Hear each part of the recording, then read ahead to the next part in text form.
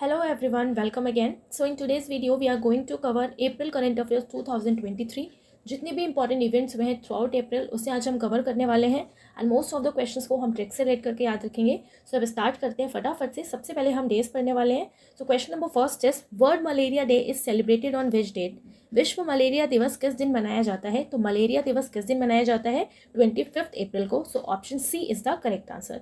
Okay, so देखिए malaria day एक important day है और ये आपके एग्जाम में एक क्वेश्चन पूछा जाता है. तो इस बार इसकी थीम क्या है? Time to deliver zero malaria, invest, innovate and implement. Malaria जो है किसके कारण होता है, कौन से मॉस्किटो के कारण होता है? सो आप लोग को पता भी होगा, cause by parasite transmitted to people through the bites of infected people Anopheles mosquito. Okay, तो फीमेल एनोफिल्स मॉस्किटो के कारण होता है मलेरिया. अब देखिए क्योंकि थीम की बात हो रही है तो 2022 का भी आपको पता होना चाहिए. तो 2022 की जो थीम थी वो थी harness innovation to reduce the malaria disease burden and save life. Right, अब देखिए यहाँ पर बात हो रही है मलेरिया की, तो कैसे हम याद रखने वाले हैं. ओके, सो देखिए मलेरिया अगर बाई चांस आपको हो जाता है तो आप कहाँ जाओगे? हॉस्पिटल जाओगे. ओके, आप कहाँ जाओगे? हॉस्पिटल जाओगे. और हॉस्पिटल में जाके आपको पर्ची कटानी पड़ेगी ऑब्वियसली, है ना. तो हॉस्पिटल में जाके आपको पर्ची कटानी पड़ेगी. तो बस आपको ऐसे याद रखना है जैसे हमने इसे पहले याद किया था. आपसे अप्रैल हो जाएगा, पर्ची से 25 हो जाएगा. मलेरिया जैसे ही हो जाएगा, हॉस्पिटल जाओगे, आप पर्ची कटाओगे. आप से अप्रैल, 25 से 25. तो 25 अप्रैल को सेलिब्रेट किया जाता है malaria day. Okay, question number next is national Panchayati Raj day is celebrated on which day. राष्ट्रीय पंचायती राज दिवस किस दिन मनाया गया है? अब पंचायती राज दिवस किस दिन मनाया गया है? सो ये मनाया गया है 24 अप्रैल को. So option B is the correct answer. तो national Panchayati Raj system introduce in India through the 73rd constitutional amendment act of 1993. तो 73rd कॉन्स्टिट्यूशनल अमेंडमेंट हुआ था 1993 में और तभी से पंचायती राज सिस्टम को इंट्रोड्यूस किया गया इंडिया में. ओके, बात हो रही है क्योंकि डे की, तो इसकी थीम भी इंपॉर्टेंट है. तो थीम जो है इसकी 2023 की वो है sustainable panchayat, building healthy water, sufficient clean and green village. Okay, तो ये सेलिब्रेट किया गया है 24 अप्रैल को. Right, and world malaria day 25 April को. सो याद रखना है आपको. ओके, सो यहाँ पर हम अप्रैल की डेज की बात कर रहे हैं. तो अप्रैल के जो रेस्ट ऑफ द डेज हम सेलिब्रेट करते हैं, जो हम पढ़ते हैं उसे हम रिवाइज कर लेते हैं. सो 1 अप्रैल को सेलिब्रेट किया जाता है उड़ीसा फाउंडेशन डे. 1 अप्रैल को ही हम सेलिब्रेट करते हैं आरबीआई का foundation day, reserve bank of India. 2 April is celebrated as world autism awareness day and इस बार इसकी थीम है 2023 की contribution of autistic individual at home, at work, in the art and policy making. 4th April is celebrated as International Day of Mine Awareness. 5th April is celebrated as National Maritime Day. 7 April is celebrated as World Health Day and इस बार इसकी theme क्या है? Health for All. 10 April is celebrated as World Homeopathy Day. 17 April is celebrated as World Hemophilia Day and इस बार इसकी theme क्या है? SS for All, Prevention of Bleed as the Global Standard of Care. 18 April is celebrated as World Heritage Day और इस बार इसकी theme क्या है? Heritage Change. And 19 April is celebrated as World Liver Day and इस बार इसकी theme क्या है? Be vigilant, do a regular liver checkup, fatty liver can affect anyone. 22 April is celebrated as Earth Day and इस बार इसकी theme क्या है? Invest in our planet. 24 April is celebrated as national Panchayati Raj day, जो भी हमने पढ़ा. 25 April world malaria day. Time to deliver zero malaria, invest, innovate, implement. Okay, question number third is where was zero shadow day observe recently. तो हाल ही में zero shadow day कहाँ मनाया गया है? तो जीरो शेडो डे को कहाँ पे ऑब्जर्व किया गया या कहाँ मनाया गया? तो ये मनाया गया है या कहाँ पे ऑब्जर्व किया गया? बेंगलुरु में. So option C is the correct answer. Okay, so देखिए विटनेस किया गया कि एक रेयर सेलेस्टियल फेनोमेना हुआ जिसको जीरो शेडो डे कहा गया है. 25 अप्रैल को ये हुआ था जहां पर 12:17 PM पे जब सनलाइट की कोई भी शेडो नहीं आई. कहाँ पर? बेंगलुरु में. तो बेंगलुरु में ऑब्जर्व किया गया, तो बेंगलुरु में ही सेलिब्रेट किया गया, ऑब्जर्व किया गया zero shadow day. Okay, so अब हम पढ़ने वाले हैं इंपॉर्टेंट PM एंड प्रेसिडेंट जो रिसेंटली अभी डिफरेंट कंट्रीज में अपॉइंट किए गए हैं. ओके, सो सबसे पहला है Miguel Diaz Canel become president for the second time. तो सेकंड टाइम ये प्रेसिडेंट बने हैं कौन सी कंट्री के? क्यूबा के. राइट, सो क्यूबा की कैपिटल है हवाना, करेंसी है क्यूबन पेसो. अब यहाँ पर आप देखो क्या बात हो रही है, मिगुएल डियाज कैनल, क्यूबा की बात हो रही है. ओके, तो क्यूबा को हमने लेट कर दिया क्यूब से. अब क्यूबा के प्रेसिडेंट कैसे हैं? क्यूब जैसे. ठीक है, तो क्यूब को जब हम लोग खेलते हैं, लूडो आपने कभी खेला होगा, तो उसका जो क्यूब होता है उसे हम डाई भी बोलते हैं ना, डाई भी बोलते हैं. तो डाई से हो जाएगा डियाज. राइट, तो मिगुएल डियाज कैनल जो है वो न्यू प्रेसिडेंट बने हैं सेकेंड टाइम क्यूबा कंट्री के। ओके, तो मिगुएल डियाज, तो हमने डियाज को डाई, और डाई कैसा होता है क्यूब के शेप का, जिससे हम लोग लूडो खेलते हैं, राइट, वही वाला डाई, तो क्या हो जाएगा क्यूबा हो गया। ठीक है, तो ऐसे लेट करके आपको याद रखना है। नेक्स्ट है Sergio Mattarella become president of which country, तो ये बने हैं इटली के। अब यहाँ पर आप देखो इटली की बात हो रही है, तो इडली को हमने रिलेट कर दिया इडली से। ओके, तो इडली सांभर आपने खाया होगा, और कई सारी वैरायटी की इडली भी बनती है। तो इडली कैसी बनी है, मटर की, तो मटर की तो मैट्रेला। ओके, तो इसलिए आप, अगर आपके एग्जाम में क्वेश्चन आता है आप टिक कर लोगे सर्जियो मैट्रेला। ओके, इटली के न्यू प्रेसिडेंट अपॉइंट किए गए हैं। फ्रैंक वॉल्टर स्टेनमर, एंड ये जर्मनी के प्रेसिडेंट हैं। कैसे याद रखेंगे, तो यहाँ पे आप देखो जर्मनी से हमने रिलेट कर दिया जर्म से। ओके, तो अगर आपको जर्म्स से बचना है तो आप क्या करोगे, वाटर से बार बार अपना हाथ धोगे, हैंड वॉश करोगे, तो वाटर वॉल्टर, सो फ्रैंक वॉल्टर स्टेनमर, राइट।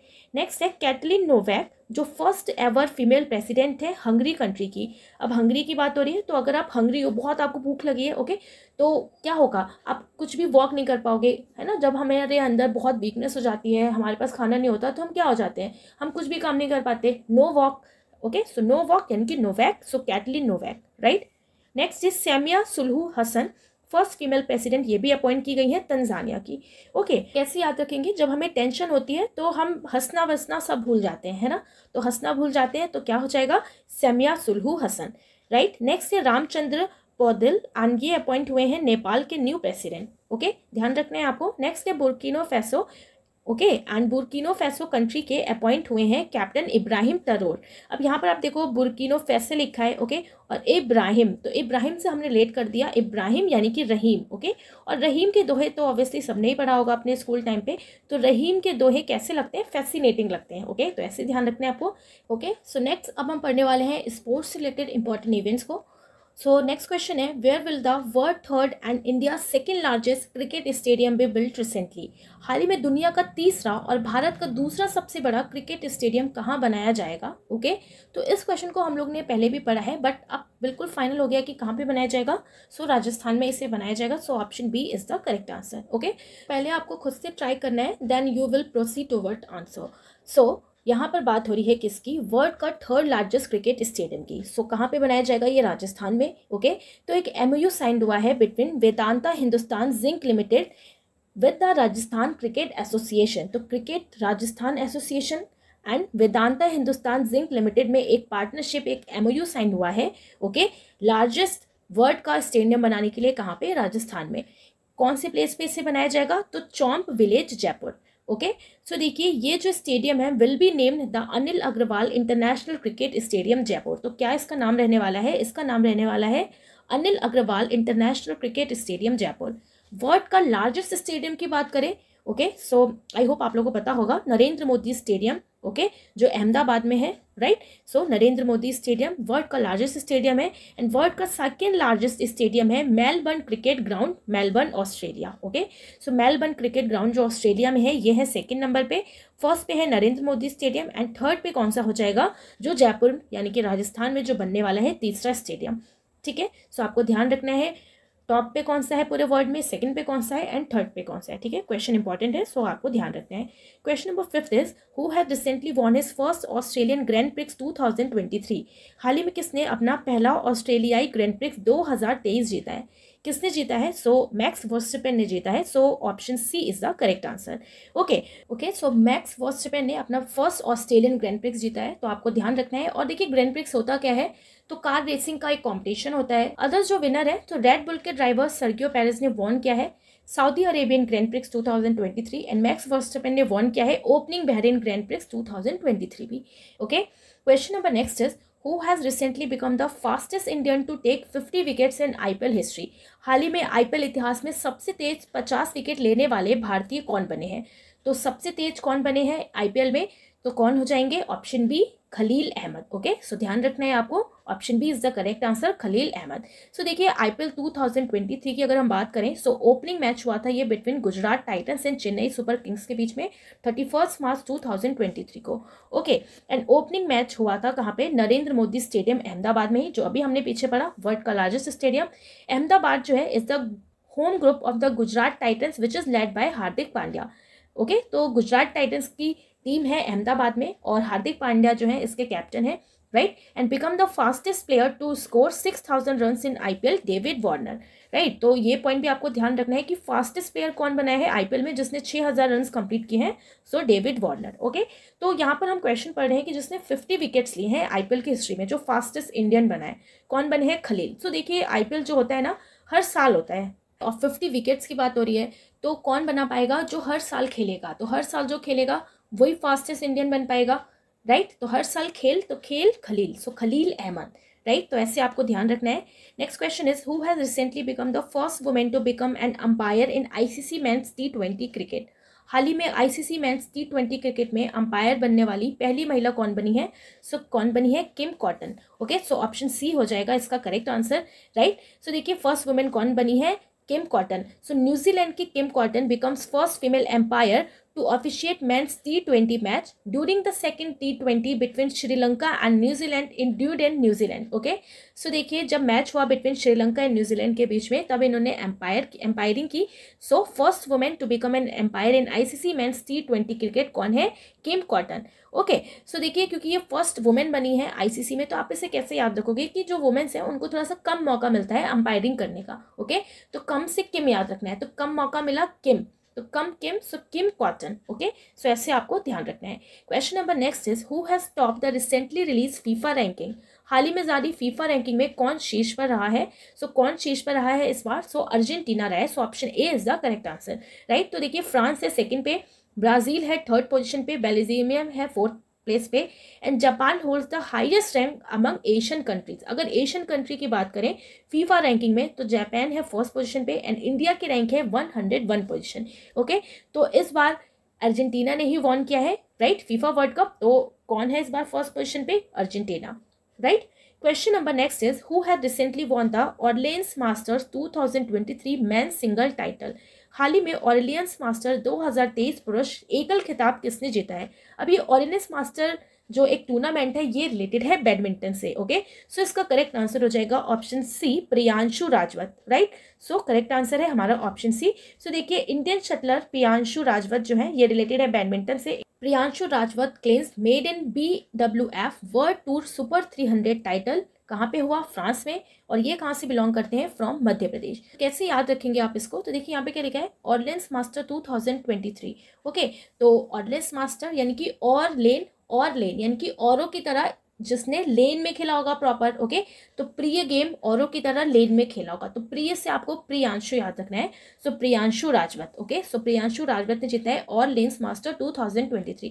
ऑरलियंस यानी कि औरों की तरह लेन में खेला, ठीक है, तो औरों की तरह जो लेन में खेलेगा अपना प्रिय गेम, तो प्रिय से प्रियांशु राजवत, तो ऐसे रिलेट करके आपको याद रखना है। Okay, question number next is recently a gate named after which Indian player has been unveiled at the iconic Sydney cricket ground। हाल ही में प्रतिष्ठित सिडनी क्रिकेट ग्राउंड में किस भारतीय खिलाड़ी के नाम पर एक गेट का अनावरण किया गया है? ओके, सो कौन से खिलाड़ी, कौन से प्लेयर हैं? सो ऑप्शन सी यानी कि Sachin Tendulkar. Okay, so option C is the correct answer. So देखिए जो गेट नेम है सिडनी में, the gate at the Sydney cricket ground, इसी का नाम सचिन तेंदुलकर के नेम पे रखा गया है उनके 50th बर्थडे पे। ओके, और बात हो रही है देखिए सचिन तेंदुलकर की, तो इन्हीं के नाम पे एक वेस्ट स्टैंड है शारजहां UAE में क्रिकेट स्टेडियम है, और ये स्टेडियम भी सचिन तेंदुलकर के नाम पे अब रख दिया गया है। ओके, बात हो रही है शारजाह स्टेडियम UAE की, तो यहाँ के CEO कौन है? खलफ मुख्तीर। ओके, सो दो जो नेम है रिसेंटली अप्रैल में सचिन तेंदुलकर के नेम पे रखा गया है iconic Sydney cricket ground. Okay, एक गेट का नाम है और also west stand at the Sharjah UAE cricket stadium, right. अब हम पढ़ने वाले हैं स्पोर्ट्स से रिलेटेड अदर अवार्ड्स को, राइट।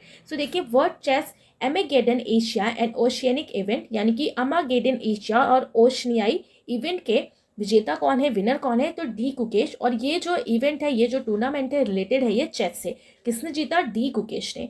ओके, क्वेश्चन नंबर 12 है इसमें fastest Indian to take 100 wickets in IPL history. तो IPL हिस्ट्री में जिसने 100 विकेट्स लिए हैं फास्टेस्ट इंडियन कौन बना है? हर्षल पटेल। ओके, तो जैसे हमने 50 का याद रखा था जो हर साल खेलता है, ओके, तो खेल का क्या हो गया था? खलीफ। ऐसे ही हमने रिलेट कर दिया 100 विकेट्स किसने लिए? जो हर साल खेलता है, तो हर साल यानी कि Harshal Patel, right. Question number 3 is who will host the Asian hockey men's championship after 15 year. तो Asian hockey men's championship after 15 years के बाद कौन होस्ट करेगा, तो चेन्नई करेगा, ठीक है। सो एशिया में हॉकी मैंस का टूर्नामेंट हो रहा है, तो उनके लिए नई नई हॉकी आएंगी, तो नई हॉकी यानी कि Chennai, right. Next is 14th largest multipurpose indoor stadium of north east being built recently. तो लार्जेस्ट नॉर्थ ईस्ट का स्टेडियम बनाया गया है कहाँ पे, शिलोंग, ओके। सो आप देखिए लार्जेस्ट नॉर्थ ईस्ट का बात हो रही है, लार्जेस्ट तो लार्जेस्ट यानी कि लॉन्ग, सो शिलोंग हो जाएगा, ऐसे आपको ध्यान रखना है, ओके। सो देखिए फेमस जो प्लेयर्स हैं रिलेटेड टू स्पोर्ट्स, और वो कौन कौन से स्पोर्ट्स से रिलेटेड हैं वो अभी हम फटाफट से रिवाइज कर लेते हैं। तो देखिए Manika Batra is related to table tennis, Sharad Kamal table tennis, Bhavina ben Patel table tennis, Neeraj Chopra javelin throw, Devendra Jhajharia javelin throw, Pankaj Advani snooker, Vinesh Phogat wrestling, Saurabh Chaudhary shooting, Avani Lekhara para shooting, Bhavani Devi fencing, Mirabai Chanu weight lifter, Saket Sargar weight lifter, Nikhat Zareen boxing, Lakshya Sen badminton, Ravi Kumar Dahiya wrestling, okay. So क्योंकि यहाँ से आपको क्वेश्चंस पूछे जा रहे हैं, ओके, सो आपको ये ध्यान रखना है और आपको नॉलेज होनी चाहिए जो हमारे फेमस प्लेयर्स हैं उनके बारे में तो एटलीस्ट, राइट। नेक्स्ट है, आप देखिए अब हम पढ़ने वाले हैं अपॉइंटमेंट से रिलेटेड करंट अफेयर्स को। So question number 15 is who has been appointed as MD and CEO by Tata power recently. हाल ही में टाटा पावर द्वारा एमडी और सीईओ के रूप में किससे नियुक्त किया गया है, सो किससे नियुक्त किया गया है, प्रवीर सिन्हा को। So option C is the correct answer, okay. अब यहाँ पे देखो टाटा पावर की बात हो रही है, ठीक है, तो पावर से समझ में आ रहा है ताकत, तो ताकत किसके पास होगी, वीरों के पास रहती है ना, तो वीर यानी कि प्रवीर, सो प्रवीर सिन्हा हो जाएंगे, right. Question number 16 is who has recently been appointed as the first head of NASA Moon to Mars program. So NASA का एक प्रोग्राम है Moon to Mars, इसके फर्स्ट हेड बनाए गए हैं, किसको बनाया गया है, तो याद रखना है आपको Amit Chhatri. So option B is the correct answer, okay. So देखिए मून टू मार्स प्रोग्राम जो है ये एक नासा का प्रोग्राम है और इसका गोल क्या है, लैंडिंग ह्यूमंस ऑन मार्स। तो लैंडिंग करनी है ह्यूमंस की मार्स पे। नासा ने लॉन्च किया है अदर जो इसके मिशन है Artemis 1 rocket a mission to the moon, तो ये भी एक मिशन है कहाँ पर, मून से रिलेटेड, मून के लिए, ओके। पार्कर सोलर प्रोब किसका है, नासा का, was launched in 2018 with the purpose of observing the sun's outer corona. NASA का हेडक्वार्टर है वॉशिंगटन डीसी यूनाइटेड स्टेट्स में। नासा फाउंड हुआ था 29 जुलाई 1958 यूनाइटेड स्टेट्स में। नासा के एडमिनिस्ट्रेटर कौन है प्रेजेंट में, बिल नेल्सन, ओके। तो नासा इतने सारे रिसर्च वगैरह करते रहता है, स्पेस में भेजता रहता है, तो ऑब्वियसली उसका बिल बहुत ज़्यादा आता होगा ना, तो बिल नेल्सन है इसके एडमिनिस्ट्रेटर, ओके। फर्स्ट हेड है नासा का moon to Mars program Amit Kshatriya, ठीक है। अब देखिए मून से मार्स पे अगर प्रोग्राम चल रहा है तो ऑब्वियसली वहाँ का जो क्षेत्र है, वहाँ का जो एरिया है उसकी भी स्टडी की जाएगी, तो क्षेत्र से आपको क्षत्रिय याद रखना है। सो आंसर आप इजिली टिक कर लेंगे अमित क्षत्रिय, ओके। सो क्वेश्चन 16 का आंसर है ऑप्शन बी, राइट। तो ऐसे आपको ध्यान रखना है, okay. Question number next is who has been appointed as the new executive director by RBI recently. हाल ही में आरबीआई द्वारा नए कार्यकारी निदेशक के रूप में किससे नियुक्त किया गया है, किसे नियुक्त किया गया है, नीरज निगम को, okay. So option C correct answer. So देखिए आरबीआई की बात हो रही है, तो आरबीआई का हम फाउंडेशन डे कब सेलिब्रेट करते हैं, 1 अप्रैल को ही सेलिब्रेट किया जाता है, ओके। सो 1 अप्रैल हो जाएगा, राइट, ओके। सो ये बात आपको बहुत अच्छे से ध्यान रखनी है कि आरबीआई का foundation day 1 April. RBI establish हुआ था 1 अप्रैल 1935 को in accordance with the provision of reserve bank of India act 1934। तो reserve bank of India act के थ्रू 1934 आरबीआई फाउंड हुआ था 1 अप्रैल को। Question number 18 is who has recently taken over as the 40th president of FICCI women's organization. हाल ही में FICCI महिला संगठन के 40वें अध्यक्ष के रूप में किसने पदभार संभाला है, सो किसने संभाला है, ऑप्शन सी यानी कि सुधा शिव कुमार, ओके। सो देखिए सेक्रेटरी जनरल कौन है FICCI की, तो शैलेश पाठक है। वुमेन का ऑर्गेनाइजेशन है ना, तो ये फूड का फीकापन चेक कर रहा है कि क्या चीज़ फीकी है, कौन सी चीज़ बढ़िया है, कौन सी चीज़ शुद्ध है, ओके। तो शुद्ध से आपको ध्यान रखना है Sudha Shiv Kumar, right. So option C is the correct answer. So ऐसे आपको ध्यान रखना है कि फीकी चेक कर रहे हैं वुमेन का ऑर्गेनाइजेशन, क्या चीज़ फीका है, क्या चीज़ शुद्ध है, सो सुधा शिव कुमार, ठीक है। तो ऐसे आपको ध्यान रखना है। Question number next is in which city has the first red czar been appointed recently.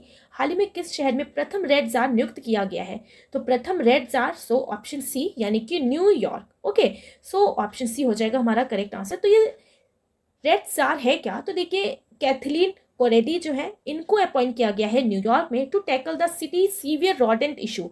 किसका इशू, रॉडेंट का issue, designated as the city's inaugural rat czar, okay. और इनको कौन सा पोस्ट दिया गया, रेड जार का, and given the responsibility of minimising the rat population and creating a cleaner and more hospitable environment for resident, okay.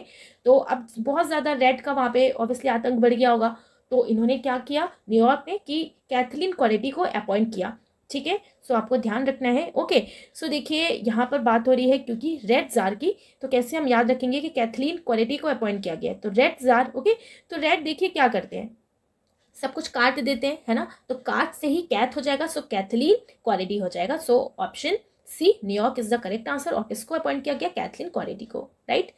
Question number next is recently who has been appointed as is brand ambassador by Jio cinema. तो Jio cinema के through किससे अपना brand ambassador appoint किया गया है, सो Rohit Sharma. Okay, तो देखिए क्योंकि जियो सिनेमा की बात हो रही है और सिनेमा पे क्या करते हैं, सिनेमा पे दिखाई जाती है हिट हिट मूवी, तो हिट रोहित, सो रोहित शर्मा को इस बार अपॉइंट किया गया है। Question number 21 is who is the president of Microsoft India has been appointed as the chairperson of NASSCOM for the period 2023-24। Microsoft India के अध्यक्ष किससे 2023-24 के अवधि के लिए नेस्कॉम के अध्यक्ष के रूप में नियुक्त किया गया है। नेस्कॉम का अध्यक्ष किसको अपॉइंट किया गया, सो ऑप्शन सी यानी कि Anant Maheshwari. So option C is the correct answer. क्योंकि बात हो रही है नेस्कॉम की, so NASSCOM has also appointed Rajesh Nambiar as vice chairperson. तो नेस्कॉम ने अपॉइंट किया है वाइस चेयरपर्सन भी राजेश नेम्बियर को।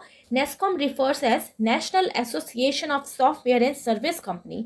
नेस्कॉम फॉर्मेशन कब हुआ था, 1 मार्च 1988 में।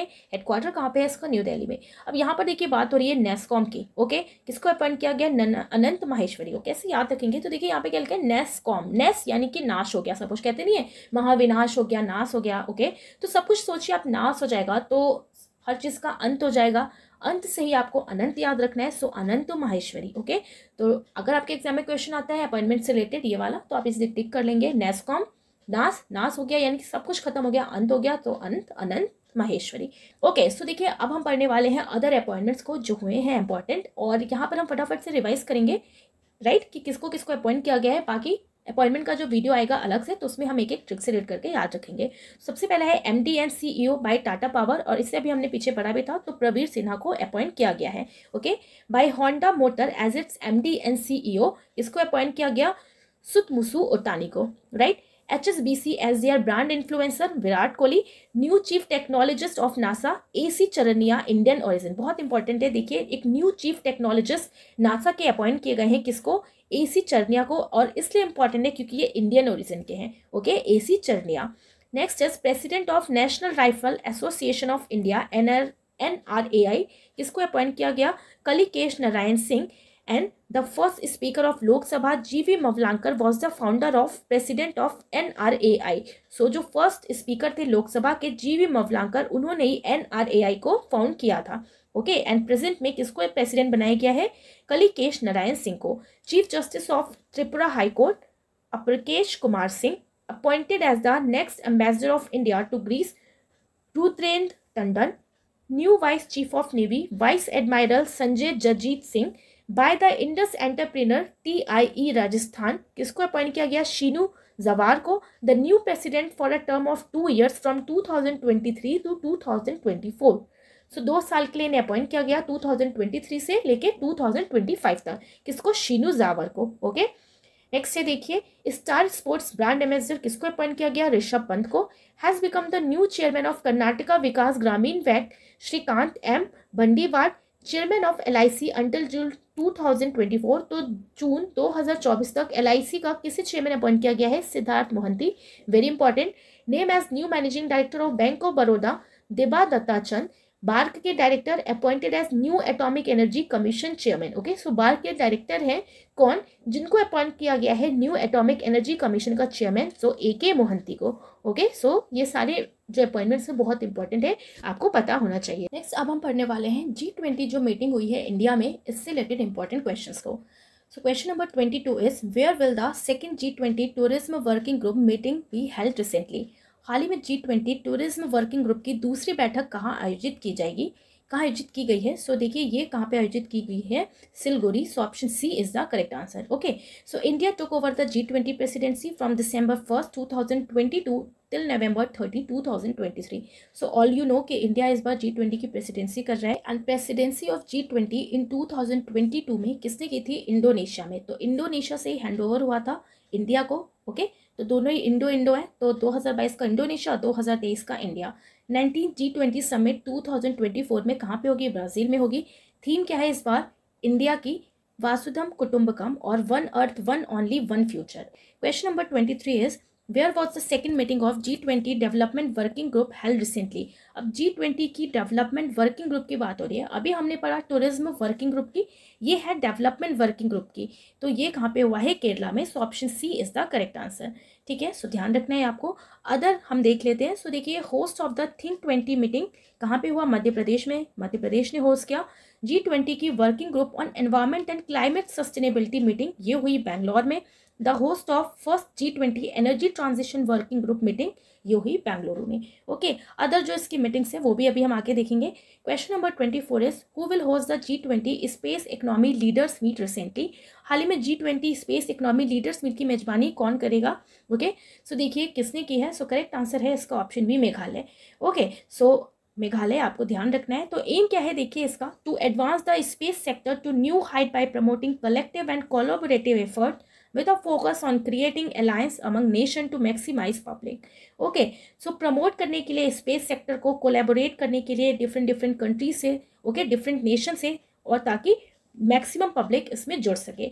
सो ये बात आपको ध्यान रखनी है कि G20 space economy leaders meet कहाँ पे हुई? मेघालय में। ओके, सो देखिए स्पेस की बात हो रही है। ओके, तो स्पेस एक तरीके से क्या है? हमारा सर के ऊपर है, बादल है, मेघ है ना। तो ऐसे आपको ध्यान रखना है, मेघ मेघालय में हुआ। Question number 25 is where has India propose to develop G20 park recently. अब इंडिया G20 पार्क कहाँ पे बनाएगा? तो ये बनाने वाला है न्यू दिल्ली में। ओके, सो देखिए ऑब्वियसली न्यू दिल्ली कैपिटल है और G20 की बात हो रही है, तो ये कहाँ पर बनाया जाएगा? न्यू दिल्ली में। So option B is the correct answer. Okay, so ध्यान रखना है आपको। Okay, so India propose to develop G20 park in new Delhi to symbolize togetherness on the path of development. Question number next. Okay, so अब हम देखने वाले हैं G20 की अदर इंपॉर्टेंट जो मीटिंग्स हुई हैं। So where will be the G20 agriculture chief scientist be held recently. तो चीफ साइंटिस्ट की मीटिंग कहाँ पे हुई है एग्रीकल्चर की? वाराणसी में। Which city is the host of the G20 working group on environment and climate sustainability meeting. तो environment and climate कहाँ पे? बेंगलुरु में। ओके, तो देखिए बंगले में जो रहता है ना, तो उसके आसपास का एनवायरमेंट और क्लाइमेट हमेशा ही अच्छा रहता है। ओके, अमीर लोग बंगले में रह रहे हैं, तो ऐसे आपको ध्यान रखना है। Next is the host of the first G20 energy transition working group meeting. Energy transition working group meeting ये भी कहाँ पे हुई? बेंगलुरु में। which has launched G20 themed QR code to celebrate India's G20 chairmanship। QR की बात हो रही है। ओके, तो QR तो आजकल भाई पेटीएम करो, सो पेटीएम हो जाएगा। Okay, next is the first culture working group meeting will be held in which city. Culture working group की बात हो रही है, तो खुजराहो। तो खुजराहो के टेम्पल कल्चर से रिलेटेड है, तो खुजराहो हो जाएगा। ठीक है, तो कल्चर वर्किंग ग्रुप मीटिंग कहाँ पे हुई है? फर्स्ट खुजराहो में। ओके, नेक्स्ट अब हम पढ़ने वाले हैं इंपॉर्टेंट स्कीम्स, ऐप या पोर्टल जो लॉन्च किए गए हैं अप्रैल मंथ में। ओके, सो देखिए question number 26 is where has the Sagar Setu app of national logistic portal maritime been launch recently. हाल ही में नेशनल लॉजिस्टिक पोर्टल समुद्री का सागर सेतु ऐप कहाँ पर लॉन्च किया गया है? C is the correct answer, new Delhi. Right, so देखिए सेतु मोबाइल इंट्रोड्यूस किया है minister of port shipping and waterways Sarbananda Sonowal ने। ओके, और ये जो एप्लीकेशन है नेशनल लॉजिस्टिक पोर्टल मेराइन एक ही एप्लीकेशन है। ऑफर करेगा ये कि ये log in module, service catalogue, letter of credit, bank guarantee, certification and track and trace feature. Okay, so याद रखना है आपको, सेतु मोबाइल किसने लॉन्च किया है? न्यू दिल्ली में इसको लॉन्च किया गया है by minister of port shipping and waterways Sarbananda Sonowal. Question number 27 is in which state has Indian Railways started 100% electrification recently? Okay, तो इंडियन रेलवे ने 100% इलेक्ट्रिफिकेशन कहाँ पर प्राप्त की है? सो करेक्ट आंसर है ऑप्शन बी, हरियाणा। ओके, तो हरियाणा में इसको अचीव किया है इंडियन रेलवेज ने। तो broad gauge rail network of Haryana 1701 route kilometres is now 100% electrified. CM कौन है? मनोहर लाल खट्टर हैं। गवर्नर कौन है? बंडारू दत्तात्रेय हैं। अब देखिए क्योंकि बात हो रही है यहाँ पर हरियाणा की, तो हरियाणा से रिलेटेड इंपॉर्टेंट पॉइंट्स हम देख लेते हैं। सो देखिए हरियाणा ने ही अनाउंस किया था अपने स्टेट बजट में सुषमा स्वराज अवार्ड की बात की थी वुमेन्स के लिए। ओके, एंड वर्ल्ड का largest museum on Harappa culture is currently being set up in Rakhigarhi, Haryana में। हरियाणा राखीगिरी में सेटअप किया गया है हड़प्पन कल्चर का एक लार्जेस्ट म्यूजियम। फोर्थ खेलो इंडिया यूथ गेम्स हुए थे हरियाणा में। ओके, पंचकुला हरियाणा में। सो ये इंपॉर्टेंट पॉइंट आपको ध्यान रखना है। Question number next is who has recently launch महिला समान बचत पात्र योजना। हाल ही में महिला समान बचत पत्र योजना किसने शुरू की है? तो देखिए किसने शुरू की है? Option D, Nirmala Sitharaman. Okay, so जो हमारी फाइनेंस मिनिस्टर हैं निर्मला सीतारमन ने, इन्होंने ही लॉन्च की है महिला समान बचत पत्र योजना। ठीक है, तो इस बार जो बजट लॉन्च हुआ था 2023 में by finance minister Nirmala Sitharaman, तो इन्होंने इसी में बात की महिला समान बचत पत्र योजना में। इसमें महिलाओं और जो गर्ल्स होंगी उनके अकाउंट खुलवाए जा सकते हैं, राइट। एम क्या है इसका, a new small saving scheme है वुमेन्स के लिए। महिला समान saving certificate would have a tincture of 2 year, और सर्टिफिकेट भी दिया जाएगा जो 2 साल के टेंचर के लिए होगा, and would offer an interest rate of 7.5%। Question number 29 is, recently the chief minister of which state has launched school Chalo अभियान 2023। हाल ही में किस राज्य के मुख्यमंत्री ने स्कूल चलो अभियान 2023 का शुभारंभ किया है। स्कूल चलो अभियान, ओके, सो कौन सी गवर्नमेंट, उत्तर प्रदेश। ओके, तो स्कूल जाएंगे तो ज़्यादा आंसर दे पाएंगे, ज़्यादा उत्तर दे पाएंगे, so option B is the correct answer, Uttar Pradesh हो जाएगा, राइट। सो देखिए, for 100% enrolment in primary and upper primary schools में Uttar Pradesh chief minister Yogi Adityanath started the school Chalo Abhiyan. Governor कौन है, आनंदीबेन पटेल है। Question number next is, in which state Kisan Sampark Abhiyan programme will be started recently. हाल ही में किस राज्य में किसान संपर्क अभियान कार्यक्रम शुरू किया गया है। किसान से अगर आप संपर्क करेंगे तो आपको क्या मिलेगा, जामुन खाने के लिए, तो जामुन से जम्मू कश्मीर हो जाएगा, so option C is the correct answer. Okay, so देखिए, a programme aimed at the overall welfare of farmer across the union territory. तो फार्मर की ओवरऑल एक वेलफेयर को ध्यान में रखते हुए इस स्कीम को, इस प्रोग्राम को लाया गया है, किसान Sampark Abhiyan programme. Okay, launch किसान संपर्क अभियान 3565 पंचायत में to educate farmer on various issue including business management, entrepreneurship and government scheme. तो उनको डिफरेंट टॉपिक्स पे एजुकेट किया जाएगा। ओके, जम्मू एंड कश्मीर की बात करें तो अदर जो इससे रिलेटेड इंपॉर्टेंट पॉइंट्स हैं, सो देखिए, इंडिया का first cable state railway bridge कहाँ पे बनाया गया, जम्मू एंड कश्मीर में, अंजी खाद ब्रिज के नाम से, to connect Katra and Reasi in Jammu and Kashmir. Recently India का फर्स्ट ग्लास इग्लू रेस्टोरेंट भी ओपन किया गया है जम्मू एंड कश्मीर में ही। सो ये इंपॉर्टेंट पॉइंट्स आपको रिलेटेड टू जम्मू कश्मीर याद रखने हैं। Question number 31 is, which state government has recently announced the setting up of education service selection commission scheme. Education service selection commission, अभी तक स्टाफ सिलेक्शन कमीशन पड़ा था, अब क्या है, एजुकेशन सर्विस सिलेक्शन कमीशन आ गया। तो किस राज्य ने हाल ही में शिक्षा सेवा चयन आयोग की स्थापना की है। ओके, शिक्षा की बात कर रहे हैं तो शिक्षा यानी कि भाई बच्चे ज़्यादा उत्तर दे पाए तो फिर से हो जाएगा हमारा Uttar Pradesh, so option A is the correct answer. So the UP education service selection commission will be set up by the UP government for the teacher recruitment in the state. So teacher को जो recruitment होती है, जो state TET निकलते हैं, okay, तो उनके recruitment के लिए इसको लेके आया गया है। It will be responsible for conducting the UP teacher eligibility test, UP TET exam. Teacher in basic, secondary, higher and technical colleges in the state will be selected through the autonomous commission. Okay, तो ये कौन लेके आया है, UP government लेके आई है। Education service selection commission किसके लिए, जो टीचर्स अपॉइंट किए जाते हैं स्टेट में उनके लिए, ओके, उनके रिक्वायरमेंट के लिए। Question number 32 is, in which year the stand up India scheme was launch. तो कौन से ईयर में स्टैंड अप इंडिया स्कीम को लॉन्च किया गया, सो 2016 में, so option C is the correct answer.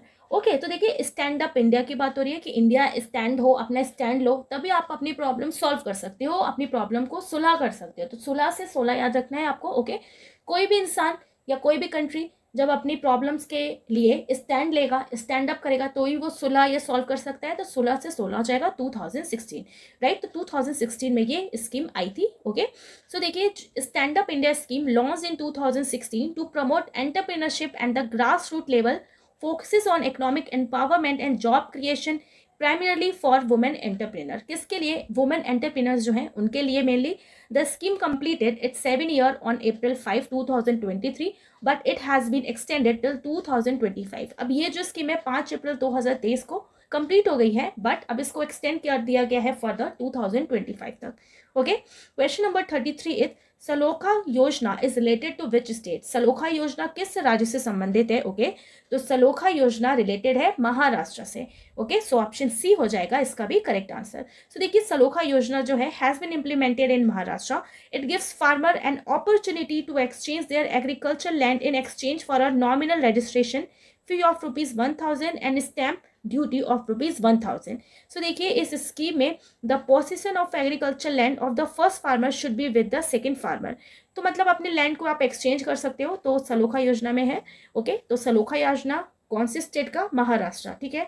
तो सलोखा, ठीक है, तो कैसे याद रखेंगे? सलोखा यानी कि सालों से रखा, तो सालों से रखा जो आपके पास अपना खुद का रास्ता है, खुद की ज़मीन है, उसे आप एक्सचेंज कर सकते हो। तो सालों का रखा रास्ता, तो रास्ते में क्या हो सकता है? हमारी ज़मीन भी हो सकती है, तो ऐसे आपको ध्यान रखना है। तो रास्ता महाराष्ट्र, ठीक है।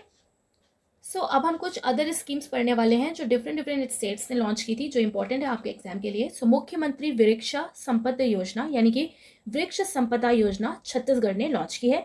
चिराग स्कीम हरियाणा, सहाय स्कीम झारखंड, एक तू खेलो एक तू पढ़ो स्कीम त्रिपुरा, मुख्यमंत्री चिरंजीवी योजना राजस्थान, अम्मा एंड बहिनी स्कीम सिक्किम, नारी को नमन हिमाचल प्रदेश, हर घर गंगा जल बिहार, पंख अभियान मध्य प्रदेश, सफल स्कीम उड़ीसा, आसरा पेंशन स्कीम तेलंगाना। तो बहुत ज़्यादा इंपॉर्टेंट ये स्कीम्स हैं, ओके। तो आपको ये याद रखनी है, और इसे हमने पहले भी पढ़े हुए हैं करंट अफेयर्स में, तो आई होप आपका रिवीजन हो गया होगा, स्कीम्स में भी पढ़ी हुई है। नेक्स्ट क्वेश्चन अब हम पढ़ने वाले हैं साइंस एंड टेक से related. So question number 34 is, in which state space system design lab has been inaugurated recently? हाल ही में किस राज्य में स्पेस सिस्टम डिजाइन लैब का उद्घाटन किया गया है? तो space system design lab, okay, जहाँ पे एक खुद का एक डिज़ाइन लैब होगा स्पेस से रिलेटेड, कहाँ पे स्टैब्लिश किया गया है? गुजरात में। सो देखिए स्पेस कैसा होता है, हमें अंधेरे जैसा रात जैसा दिखता है, तो रात से ही गुजरात हो जाएगा। So option C is the correct answer. So Gujarat में स्टैब्लिश किया गया है, ओके। सो देखिए India has establish a new design lab in Ahmedabad. Aim क्या है इसका? It aim to promote growth and increase contribution of private sector space firms in India. So जो private sector के स्पेस हैं उनको और प्रमोट करने के लिए, ओके, उनको इंक्रीज करने के लिए, उनके ग्रोथ को ये लेके आया गया है। कहाँ पे? गुजरात में। It is an initiative of the Indian national space promotion and authorisation centre in space, right. तो ये एक इनिशिएटिव है इन स्पेस का। The lab has computing resources comprising 16 work station and high performance computing multi core servers, okay. तो 16 work station हैं, multi core servers भी इसमें लगाए गए हैं, राइट। सो कहाँ पे स्टैब्लिश किया गया है? रिसेंटली गुजरात में।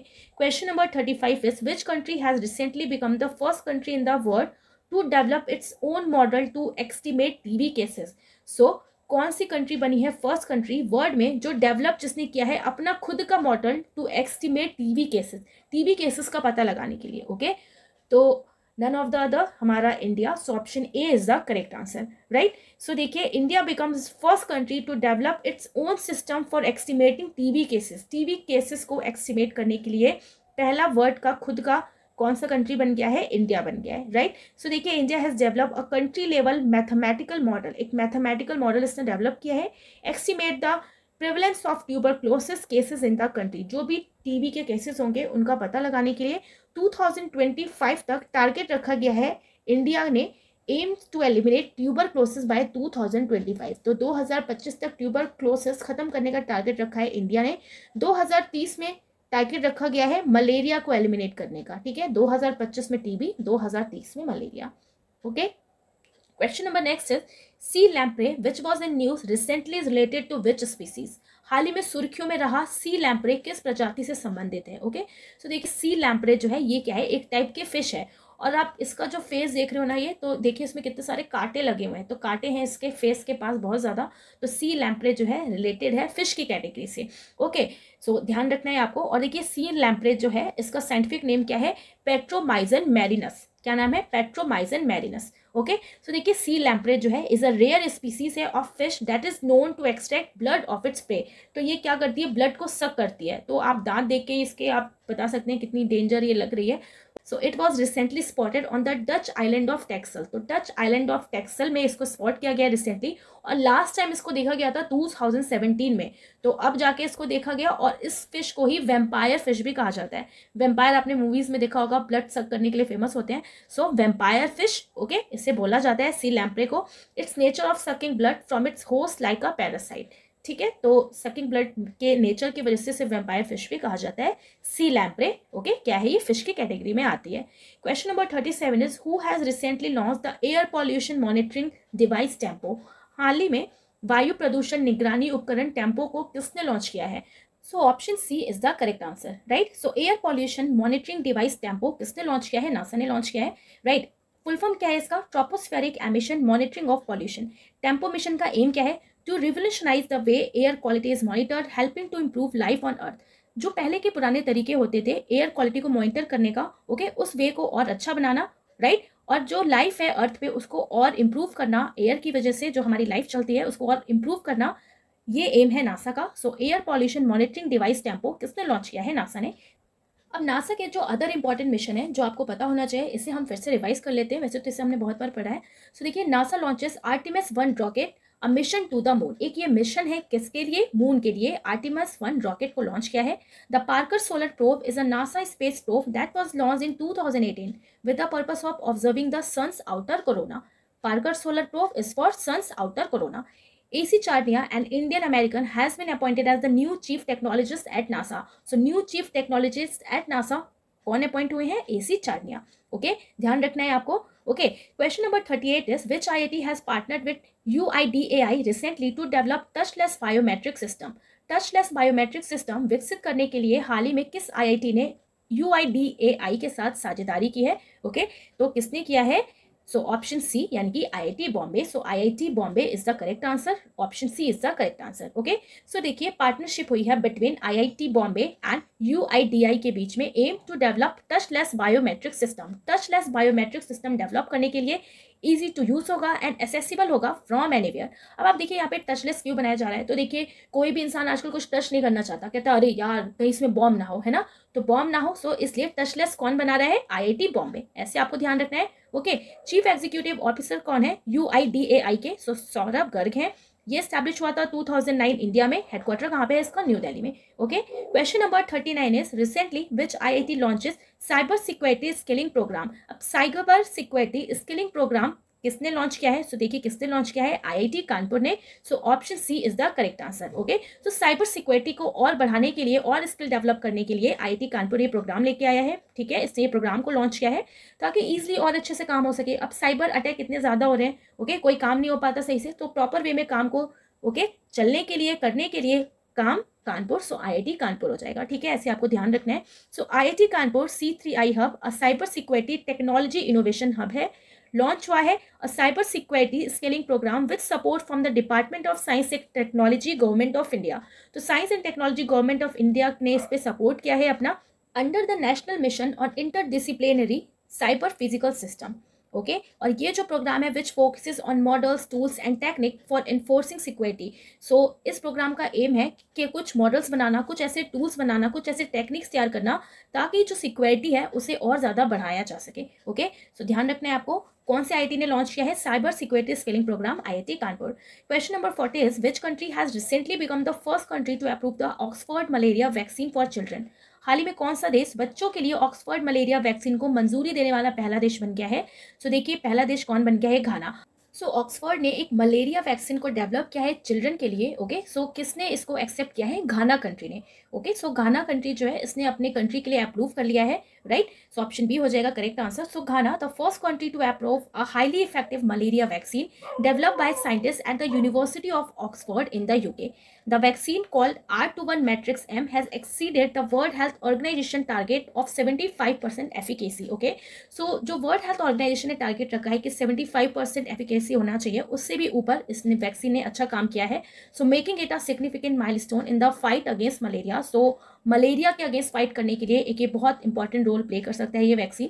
सो किसने अपनी कंट्री में इसको अप्रूव कर दिया है? तो घाना। ओके, तो देखिए हम इसे ऐसे याद कर सकते हैं कि इतनी ज़्यादा पॉपुलेशन है, घना पॉपुलेशन है, तो किसने इसको वैक्सीन को अप्रूव कर लिया? घाना कंट्री ने। ठीक है, कि भाई लोग इतने ज़्यादा हैं, मलेरिया हो गया, किसी को फैल गया, तो किसने अप्रूव कर लिया? घनी कंट्री ने। तो घनी से घाना आपको ध्यान रखना है। Question number 41 is recently which IIT scientist have developed time bomb liquid marble. हाल ही में किस IIT के वैज्ञानिकों ने टाइम बॉम्ब लिमिटेड मार्बल विकसित किया है? सो करेक्ट आंसर है IIT Guwahati. Okay, so option B is the correct answer, right. So देखिए, IIT Guwahati researcher develop time bomb. Okay, a team of researcher, एक टाइम बॉम्ब इन्होंने डेवलप किया है। तो डायरेक्ट आप याद रखें, तो इन्होंने एक टाइम बॉम्ब डेवलप किया है एक नैनो क्लेक्स के थ्रू। ओके, और टीम जो है रिसर्चर्स की at IIT Guwahati design a non sticking, okay, non sticking है, नॉन वेटिंग लिक्विड मार्बल है दैट फ्लोट इन वाटर, जो पानी में फ्लोट कर रहा है, releases its content in pre programme time, और ये अपने जो कंटेंट है इसको रिलीज कर रहा है धीरे धीरे एक प्रॉपर टाइमिंग के अकॉर्डिंग। ओके, सो किसने डेवलप किया है? IIT गुवाहाटी ने। बहुत इंपॉर्टेंट है, ध्यान रखना है आपको। Question number 42 is recently scientist of which space agency have extracted oxygen from moon dust. हाल ही में किस अंतरिक्ष एजेंसी के वैज्ञानिकों ने चंद्रमा की धूल से ऑक्सीजन निकाली है? अब देखिए, चंद्रमा के धूल से ऑक्सीजन निकाली है, ऑब्वियसली कौन सा ऑर्गेनाइजेशन है, नासा, सो नासा हो जाएगा। Okay, so option C is the correct answer. अब देखिए मून के डस्ट से ऑक्सीजन निकाला है, तो जब हमारे नाक में भी डस्ट चली जाती है ना, तो हमें लगता है नहीं कि अरे बाप रे हमारा तो सर घूम रहा है ना, तो कभी कभी लगता है लो नशा करके आए हैं ना, तो कोई भी डस्ट चला जाता है तो अजीब सी बेचैनी हो जाती है। ठीक है, आप डस्ट में काम कर रहे हैं, सर में घुस गया, सर घूमने लगता है, जैसे नशा करके आए हैं, तो नशा से आपको नासा याद रखना है कि ऑब्वियसली जब मून के डस्ट से ऑक्सीजन एक्सट्रैक्ट कर तो थोड़ा बहुत भाई नशा हो जाएगा एक्सट्रैक्ट करने में, तो NASA is the correct answer. ठीक है, सो देखिए NASA scientist have successfully extracted oxygen from stimulated lunar soil in a vacuum environment, right. Vacuum environment में ल्यूनर सॉइल से ये निकाला गया है। बात हो रही है देखिए नासा की, तो आर्टेमिस 2 मून मिशन है नासा का, और इसरो का जो गगनयान मिशन है इसको रखा गया है 2024 में लॉन्च करने के लिए। ओके, 2024 में ये लॉन्च होगा इसरो का Gaganyaan. Question number 43 is who has recently introduce the world first robotic check in assistant. हाल ही में किसने दुनिया का पहला रोबोटिक चेक इन असिस्टेंट पेश किया है। अब रोबोटिक चेक इन असिस्टेंट, तो देखिए चेक इन असिस्टेंट कौन पेश कर रहा है, Emirate, so option C is the correct answer. Okay, so जो रोबोटिक है ना, जो रोबोट है वो आपको पहले चेक करेगा फिर आपको रेट देगा। ठीक है, कि आप भाई अंदर जाओगे कि नहीं जाओगे। ओके, सो रेटिंग देगा, so rate Emirate, so option C is the correct answer. Okay, so जो वर्ल्ड का first robotic check in assistant है जिसका नाम रखा गया है Sara, is the latest addition to Emirate services. So ध्यान रखना है आपका नाम क्या है इसका, सारा, सारे लोगों का चेक इन असिस्टेंट है ये, तो सारा। ओके, अब हम पढ़ने वाले हैं अवार्ड एंड जीआई टैग से रिलेटेड इंपॉर्टेंट क्वेश्चंस को। So question number 44 is which has been recently recognized as the 2022 tree city of the world for the second consecutive year। हाल ही में किसे लगातार दूसरे वर्ष 2022 tree city of the world रूप में मान्यता दी गई है, so Mumbai. Okay, so option C is the correct answer. So देखिए Hyderabad and Mumbai tree city of the world for 2021 भी बने थे, यूनाइटेड नेशंस ने इसको रिलीज किया था। सो हैदराबाद एंड मुंबई ट्री 2021 में, और 2022 में मुंबई फिर से बन गया है tree city. Okay, question number 45 is recently which state world famous Basohli painting got GI tag. हाल में किस राज्य की विश्व प्रसिद्ध बसोली पेंटिंग को जीआई टैग मिला है। सो देखिए कौन से state, Jammu and Kashmir. So देखिए यहाँ पे क्या लिखा है, बसोली पेंटिंग, तो आप कह रहे हो ना बस होली, तो भाई मैं तो होली में कलर खेलता हूँ जो जामुन से निकलता है। ओके, तो मैं भाई कलर खेलता हूँ बस जो जामुन से निकले। तो होली में देखिए कई जगह जामुन से कलर भी बनाए जाते हैं, फ्लावर्स का यूज करके, फ्रूट्स का यूज करके, उनके नेचुरल कलर का यूज करके, कि स्किन को कोई प्रॉब्लम ना हो। तो ओके, तो Basohli painting Jammu, so Jammu Kashmir हो जाएगा। Okay, so option C is the correct answer. So देखिए Basohli painting the famous Pahari miniature style of painting known for it use of bright and bold colour. इसमें bright and bold colours use होते हैं। पीक्यूलियर facial forms आपको देखने को मिलेगा, and Jammu के काथुआ district में इसको जीआई टैग मिला है। ओके, और पहली बार ऐसा हुआ है हिस्ट्री में कि जम्मू एंड कश्मीर में किसी हैंडीक्राफ्ट चीज को जीआई टैग दिया गया है। बात हो रही है जम्मू एंड कश्मीर की। सो एलजी कौन है, लेफ्टिनेंट गवर्नर कौन है, मनोज सिन्हा, और यहाँ पर आप इस पेंटिंग को भी देख सकते हैं। Okay, question number 46 is which state Mirchi chawal has recently got GI tag. हाल ही में किस राज्य की मिर्ची चावल को जीआई टैग मिला है। तो देखिए मिर्च और चावल हर घर में ही रहता है, हर घर यानी कि हर घर बिहार, सो बिहार हो जाएगा, option B is the correct answer. Okay, so जो मिर्चा राइस वेराइटी है from west Champaran district of Bihar has recently been granted the GI tag. बात हो रही है देखिए बिहार के जीआई टैग की, तो अदर इसके इंपॉर्टेंट जीआई टैग है और कुछ जो 2023 में ही दिए गए हैं, इससे हम फटाफट से रिवाइज कर लेते हैं। तो सिलाओ खाजा Madhubani painting, Shahi Litchi of Bihar, applique work of Bihar, Maghai Paan, तो ये इंपॉर्टेंट जीआई टैग है बिहार के, तो आपको ध्यान रखना है। Question number 47 is who has been conferred with the highest civilian award of France recently. हाल ही में फ्रांस के सर्वोच्च नागरिक पुरस्कार से किसे सम्मानित किया गया है। सो देखिए किसे सम्मानित किया गया है, किरण नडार को। Okay, so option C is the correct answer. So Mrs Nadar outstanding contribution in the field of art. Okay, so इन्होंने अपना कंट्रीब्यूशन दिया है in the field of art international intellectual property index 2023 में। क्योंकि बात हो रही है फ्रांस की, तो फ्रांस ने रिसीव की है 3rd position. Okay, so the US is rank first followed by the UK and France. India's rank is 42nd। अब देखिए क्योंकि हम फ्रांस का सिविलियन अवार्ड पढ़ रहे हैं, फ्रांस, सो समर ओलंपिक 2024 जो है ये होने वाला है पेरिस फ्रांस में। ठीक है, तो ये important point related to France आपको ध्यान रखना है। Question number 48 is which state wood carving has got GI tag recently. हाल ही में किस राज्य की वुड कार्विंग को जीआई टैग मिला है, तो किस राज्य की मिला है, सो लद्दाख। ओके, तो देखिए वुड कार्विंग लिखा है यानी कि वुड से कार बनी है। कैसे ध्यान रखना है, वुड से कार बनी है। अब वुड से कार बनी है तो ऑब्वियसली कहते हैं ना यार वुड से कार बनी है, मजबूत नहीं है ज्यादा, तो ज्यादा मेरे ऊपर चढ़ मत, है ना। तो वुड वाली कार क्या कहेगा, भाई मेरे ऊपर मत चढ़, मत चढ़, मत लद, लद लद्दाख। ओके, तो वुड की कार है भाई, ज्यादा लोग मत चढ़ो, मत लदो, तो लद से लद्दाख हो जाएगा। ठीक है, सो वुड शिंगोस जिसे वुड कार्विंग भी कहा गया है, इसे रिसेंटली जीआई टैग दिया गया है। एंड कहाँ का है ये? लद्दाख का। Question number 49 is which state Nagri Dubraj chawal has recently got the GI tag? हाल में किस राज्य की नगरी दुबराज चावल को जीआई टैग दिया गया है? क्या नाम है? नगरी दुबराज चावल। अब पूरे नगर में चावल तो भाई मिलेंगे ही, तो पूरे नगर में यानी कि पूरे घर में, तो घर से आपको छत्तीसगढ़ याद रखना है। So option C is the correct answer. Okay, question number next is which state Langra mango has recently got the GI tag? अब आप देखो मैंगो की कौन कौन सी वैरायटी है। हाल ही में किस राज्य के लंगड़ा आम को जीआई टैग दिया गया है? तो लंगड़ा आम Uttar Pradesh. Okay, so option B is the correct answer, right. So Langra आम मैंगो रामनगर भांटा जो कहां पर है? उत्तर प्रदेश में, इसको दिया गया है जीआई टैग। अब देखिए उत्तर प्रदेश के दो अदर जीआई टैग हैं जो इंपॉर्टेंट है। सो बनारस का पान, ओके, जिसे बीटल लिप भी कहा जाता है, तो यूपी का है, ये जीआई टैग मिला है इसे। रामनगर का भांटा ब्रिंजल, ओके, तो देखिए कई जगह ब्रिंजल को भांटा भी बोला जाता है। ओके, आदम चीनी राइस, अलीगढ़ ताला, बखीरा ब्रासवेयर, नगीना वुडक्राफ्ट, प्रतापगढ़ आंवला एंड हाथरस हींग, तो ये सारे जो इंपॉर्टेंट जीआई टैग है रिलेटेड टू उत्तर प्रदेश, आपको ध्यान रखना है। Question number 51 is who has recently won the Maratha उद्योग रत्न 2023 अवार्ड? तो हाल ही में मराठा उद्योग रत्न 2023 पुरस्कार किसने जीता है? तो देखिए किसने जीता है? नीलेश सावरे ने। अब इन्होंने जो ये अवार्ड जीता है तो इन्होंने अपने उद्योग को संवार के रखा है, ऑब्वियसली तभी तो जीता है, तो नीलेश सावरे हो जाएंगे। So option B is the correct answer. Okay, question number next is which state Gond painting has recently got the GI tag? कौन से स्टेट की गोंद पेंटिंग ने जीआई टैग रिसीव किया है? ओके, तो देखिए गोंद से हम फेविकोल रिलेट कर देंगे। गोंद हम कहाँ लगाते हैं? जब हमारा भाई कॉपी का पेज निकल जाता है तो सेंटर में लगाते हैं, मध्य में लगाते हैं। सो मध्य प्रदेश हो जाएगा। Option A is the correct answer. Okay, question number next is who has recently receive the business leader of the decade award? हाल ही में business leader of the decade पुरस्कार किसने जीता है? तो देखिए किसने जीता है? Kumar Mangalam Birla. So option C is the correct answer. Okay, so Kumar Mangalam Birla जो है ये चेयरमैन है आदित्य बिरला ग्रुप के, receive the business leader of the decade award. अब business leader of the decade, okay, so जो डेकेड से बढ़िया काम कर रहा है, मंगल काम कर रहा है, उससे ही business leader of the decade award दिया जाएगा। जो मंगल काम कर रहा है, तो मंगल से ही आपको मंगलम याद रखना है, कुमार मंगलम बिरला। ओके, किसने ये अवार्ड प्रोवाइड किया है? तो ऑल इंडिया मैनेजमेंट एसोसिएशन के through, right. 13th managing Indian award ceremony में ये अवार्ड दिया गया है कुमार मंगलम को। Question number next is who has recently won the title of Femina miss India 2023? हाल ही में फेमिना मिस इंडिया 2023 का खिताब किसने जीता है? सो किसने जीता है? राजस्थान की Nandini Gupta. So option C is the correct answer. Okay, so देखिए Femina miss India 2023 Rajasthan Nandini Gupta ने जीता है। दिल्ली की श्रेया पूंजा जो है become first runner up. Okay, while Manipur की तोनजाम स्टेला लुवंगवास जो है ये सेकंड रनर अप रही हैं। और बात करें 2022, तो 22 भी आपके एग्जाम में पूछा जा सकता है। ओके, सो कौन बनी थी? शिनी सेठी, कर्नाटका के वो बिलोंग करती हैं ये। तो 2022 में शिनी सेठी, 2023 में फेमिना मिस इंडिया, और रिसेंटली 2021 की जो मिस यूनिवर्स बनी थी फ्रॉम इंडिया, कौन थी? हरनाथ सिंधु। एंड 2017 में मिस वर्ल्ड मानुषी चिल्लर जो लेटेस्ट इंडिया के हैं। तो ध्यान रखना है आपको। Question number 55 is which state Cumbum angoor has recently got the GI tag?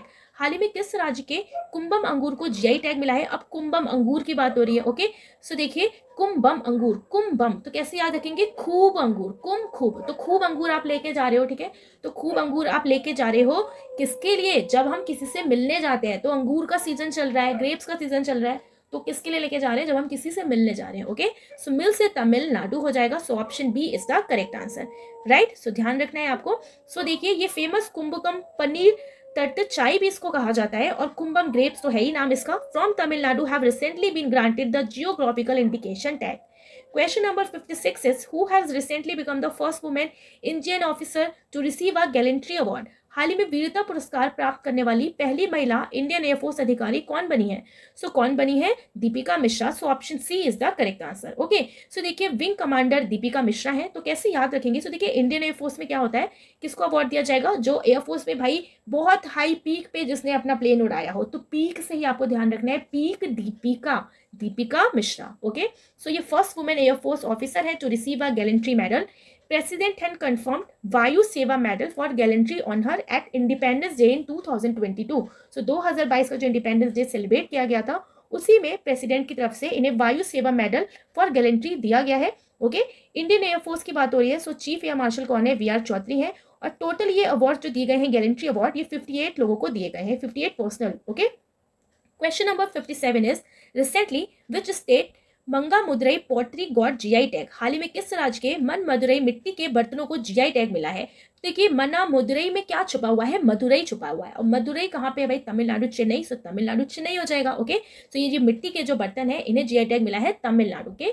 Okay, so option C is the correct answer, right. So ध्यान रखना है आपको। और ये जो मनु मदुरई पोट्री है एक ट्रेडिशनल फॉर्म है पोट्री का from Tamil Nadu, has received the geographical indication tag. Okay, and money Madurai जो है ये शिवगंगई डिस्ट्रिक्ट है तमिलनाडु में, is known for pottery making. तो ये बर्तन बनाने के लिए फेमस है।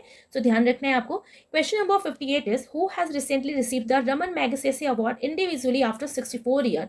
हाल ही में 64 वर्षों के बाद व्यक्तिगत रूप से रमन मैगसेसे पुरस्कार किससे प्राप्त हुआ है? सो फोटो से समझ में आ गया होगा आपको, ऑप्शन ए यानी कि दलाई लामा। सो देखिए दलाई लामा को 64 वर्ष के बाद इनको पर्सनली जाके ये रमन मैगसेसे अवार्ड दिया गया है।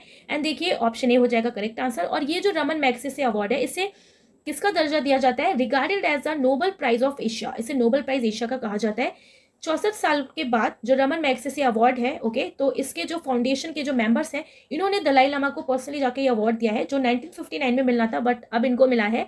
ओके, अब देखिए क्योंकि रमन मैगसेसे अवार्ड की बात हो रही है तो 2022 के जो रमन मैगसेसे अवार्डी थे कौन है? सौथेरा चिम कंबोडिया से, बरंतांदे मैड्रिड फिलीपींस से, तदासी हथोरी जापान से एंड गैरी बेंचीगेब इंडोनेशिया से। Okay, question number 59 is which metro has recently won the green world award 2023।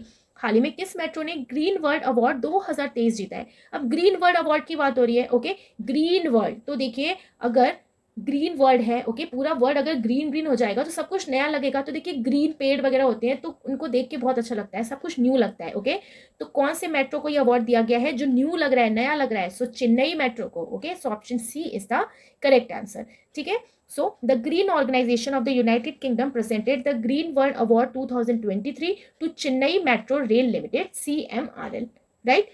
so देखिए अब कुछ इंपॉर्टेंट अवार्ड्स जो हैं 2022 के 23 के जो बहुत इंपॉर्टेंट है एंड आपको पता होना चाहिए, राइट। सो इसे हम रिवाइज करते हैं। सो देखिए रमन मैगसेसे अवार्ड 2023 दिया गया दलाई लामा को personally. Assam Vaibhav 2023 Tapan Kumar Saikia. Abel prize 2023 Luis Caffarelli USA. Governor of the year by central banking Shaktikanta Das. Saraswati Samman 2022 Shiv Shankari. Vyas Samman 2022 Gyan Chaturvedi. Pritzker prize 2023 David Chipperfield Britain. Marconi prize 2023 Hari Balakrishna. UNESCO peace prize 2022 Angelina Merkel. Life time achievement honour in UK Manmohan Singh. The most distinguished scientist of the year 2022 are Vishnu Prasad. Pandit Hari Prasad Chaurasia life time achievement award doctor Prabha Atre. Miss universe 2022 R Bonney Gabriel USA. Best original song award at golden globe and Oscar. Very famous question, Naatu Naatu RRR। Okay, so ये award बहुत ही ज्यादा important है और यहाँ से आपका question देखने को मिल सकता है। नेक्स्ट अब हम पढ़ने वाले हैं रीसेंट ऑबिचुरीज जो हुई हैं। Okay, so next question is Sara Thomas has passed away recently, who was she. So Sara Thomas का हाल ही में निधन हुआ है, वह कौन थी? ओके, सो ये थी एक novelist. So option B is the correct answer, right. So देखिए a renowned short story writer and novelist won Kerala Sahitya academy award, और इन्होंने केरला साहित्य एकेडमी अवार्ड भी विन किया है। हर डेब्यूट नोवेल जिसके साथ इन्होंने अपना डेब्यू किया था नोवेल लिखने का, तो जीवितम इन्ना नाथी। ओके, क्या नाम है इनके नोवेल का? जीवितम इन्ना नाथी। सो सारा थॉमस रिलेटेड है नोवेलिस्ट से, सो आपको ध्यान रखना है। क्वेश्चन नंबर 61 है Salim Durani has passed away recently, who was he. Salim Durani का हाल ही में निधन हो गया है, वो कौन थे? ओके, सो ये फॉर्मर क्रिकेटर थे। So option B is the correct answer, right. So देखिए फॉर्मर इंडियन क्रिकेटर थे सलीम दुरानी। वैसे तो ये इंडियन थे लेकिन ये अफगानिस्तान से भी बिलोंग करते थे। ओके, सो देखिए यहाँ पे क्या लिखा है? सलीम दुरानी लिखा है। सो क्रिकेटर जो होते हैं सबसे ज़्यादा वो रन करते हैं, रन बनाने के लिए, है ना। तो कौन सा एक प्लेयर होता है जो सबसे ज़्यादा रन करता है? तो देखिए क्रिकेटर ही होता है जो रन करता है, तो रन से हो जाएगा रन दुरानी। ओके, सो सलीम दुरानी किससे रिलेटेड है? क्रिकेटर से। Okay, question number next is which state education minister Jagarnath Mahto has passed away recently. हाल ही में किस राज्य के शिक्षा मंत्री जगन्नाथ महातो का निधन हुआ है? तो देखिए ये एजुकेशन मिनिस्टर थे जगन्नाथ महातो, कहाँ के? झारखंड के। So option C is the correct answer. Okay, so देखिए झारखंड की बात हो रही है तो झारखंड के अदर जो इंपॉर्टेंट करंट अफेयर्स है उससे हम देख लेते हैं। सो देखिए सहाय स्कीम रिलेटेड है झारखंड से। Jamtara in Jharkhand has become the only district in the country where all gram panchayat have community library. Okay, तो ये एक इंपॉर्टेंट क्वेश्चन है कि जमात्रा है झारखंड का जो एक ओनली डिस्ट्रिक्ट बना है जहां पर सभी ग्राम पंचायत में कम्युनिटी लाइब्रेरी बनाई गई है, राइट। प्रसन्नाथ वाइल्ड लाइफ सेंचुरी, ये भी कहाँ पे है, झारखंड में। Government of Jharkhand, okay, governor of Jharkhand कौन है, तो सीपी राधाकृष्ण, रिसेंटली अभी ये अपॉइंट हुए हैं, right. So governor of Jharkhand कौन है, CP Radhakrishnan. Question number 63 is recently India's oldest billionaire Keshub Mahindra has passed away at what age. हाल ही में भारत के सबसे उम्रदराज अरबपति केशव महिंद्रा का किस उम्र में निधन हो गया है, ओके। तो ये कितने साल के थे, तो ये 99 ईयर्स के थे। So option C is the correct answer, okay. यहाँ पर देखिए बात हो रही है केशव महिंद्रा की, ठीक है। तो केशव महिंद्रा चेयरमैन थे एमराइट्स ऑफ महिंद्रा एंड महिंद्रा के, एंड इंडिया के ये ओल्डेस्ट बिलियनियर में से आते हैं। Passed away at the age of 99। He had a net worth $1.2 billion as per Forbes. तो फोर्ब्स के अकॉर्डिंग इनका जो नेट वर्थ था वो $1.2 बिलियन था, ओके। और ये किसके सन थे, कैलाश चंद्र महिंद्रा के, जो को फाउंडर है महिंद्रा ग्रुप के, राइट। सो देखिए ये एक रिटायर्ड चेयरमैन थे, इन अगस्त 2012 को ये रिटायर हो गए थे। तो आपको ध्यान रखना है केशव महिंद्रा जो है 99 ईयर में इनका डेथ हो गई है, और ये इंडिया के ओल्डेस्ट बिलियनियर में से आते हैं, okay. Question number next is recently which state first Padma Shri winner Himanshu Mohan Chaudhary passed away at the age of 84। हाल ही में किस राज्य के पहले पद्मश्री विजेता हिमांशु मोहन चौधरी का 84 वर्ष की आयु में निधन हो गया है, ओके। सो ये कौन से राज्य को बिलोंग करते हैं, तो ये बिलोंग करते हैं त्रिपुरा से। So option A is the correct answer, okay. So देखिए यहाँ पर बात हो रही है किसकी, त्रिपुरा की, और ये त्रिपुरा के फर्स्ट पद्मश्री विनर थे, कौन, हिमांशु मोहन। तो फर्स्ट पद्मश्री अवार्डी है ये, the retired civil service officer and a humanitarian. तो ये सिविल सर्विस ऑफिसर भी है और एक ह्यूमैनिटेरियन भी है। So first Padma Shri winner Himanshu Mohan कहाँ को बिलोंग करते हैं, त्रिपुरा को, ओके। तो देखिए पद्मश्री विनर किसको मिला होगा, पद्मश्री वो भी त्रिपुरा का, किसको मिला होगा, ओके। जो कैसा होगा, पूरी तरीके से वेल मैनर होगा, और देखिए सिविल सर्विसेज में थे, वेल मैनर होंगे ही। सो पूरी तरीके से वेल मैनर होंगे। सो पूरे से त्रिपुरा आपको याद रखना है कि ये त्रिपुरा से बिलोंग करते हैं, ओके। जो फर्स्ट पद्मश्री विनर है कहाँ के, त्रिपुरा के, ओके। सो देखिए बात हो रही है यहाँ पर इंपॉर्टेंट जो ऑबिचुरीज हैं, तो रिसेंटली जो अदर फेमस हुई हैं 2023 में, इसे भी हम रिवाइज कर लेते हैं। तो लेजेंडरी तेलुगु फिल्म मेकर के विश्वनाथ पासेस अवे, ओके। सो तेलुगु फिल्म मेकर है के विश्वनाथ, उनका भी रिसेंट डेथ हुई है। आर्किटेक्ट डॉक्टर बालकृष्ण दोषी रिसेंटली पास्ड अवे, और ये आर्किटेक्ट से रिलेटेड है, बालकृष्ण दोषी बहुत फेमस है। Manjula Subramanian, she was the first women chief secretary of Gujarat. Asami poet Nilmani Phukan जो 56th ज्ञानपीठ अवार्ड के विनर है। पद्मश्री अवार्डी प्रबंध शाह सोशल वर्कर थे, इनका भी रिसेंटली डेथ हुई है। मुकर्रम जहां बहादुर हैदराबाद के लास्ट निजाम थे, passes away. Politician Sharad Yadav passes away. Former West Bengal governor Kesharinath Tripathi passes away. Veteran film actress Jamuna recently passed away. Brazil footballer legend Pele passes away, very important. Pervez Musharraf former Pakistan president, okay. तो ये सारे ऑबिचुरीज जो है आपको ध्यान रखना है, और ये हमने करंट अफेयर में भी कई बार पढ़ा है। सो अब हम पढ़ने वाले हैं बैंकिंग एंड इकोनॉमी से related important current affair questions को। Question number 65 is recently India, Japan and France have launched a common platform for financial assistance to which country. हाल ही में भारत, जापान और फ्रांस ने किस देश को वित्तीय सहायता के लिए एक साझा मंच शुरू किया है। अब देखिए भारत, जापान और फ्रांस तीनों ने मिलकर एक कॉमन प्लेटफॉर्म बनाया है, ठीक है। किसके लिए बनाया है, श्रीलंका के लिए बनाया है। अब श्रीलंका की इकोनॉमी बिल्कुल डाउन हो गई है, तो उसी को डोनेशन की तरह, ओके, उनकी हेल्प करने के लिए श्रीलंका की ये बनाया गया है platform. So option C is the correct answer, okay.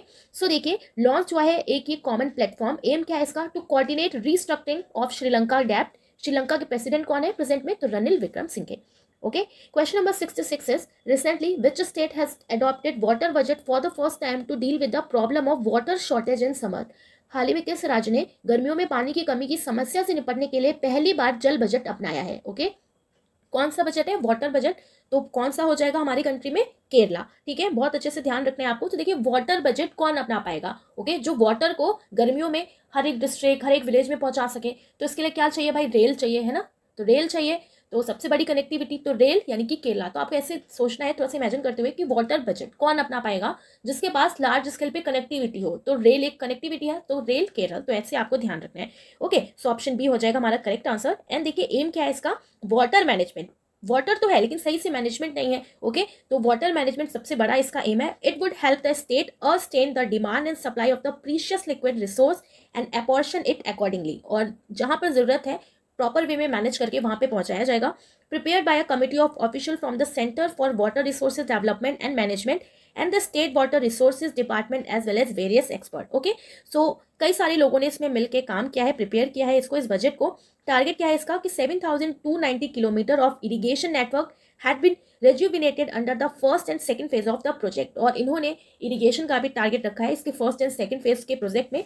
Kerala की बात हो रही है, तो देखिए केरला का ऑफिशियल बर्ड है ग्रेट हॉर्नबिल, ओके। केरला के गवर्नर कौन है, आरिफ मोहम्मद खान। केरला के सीएम कौन है, पिनाराई विजयन, ओके, सो ध्यान रखना है आपको। Question number next is India is set to become the third largest economy in the world by which year.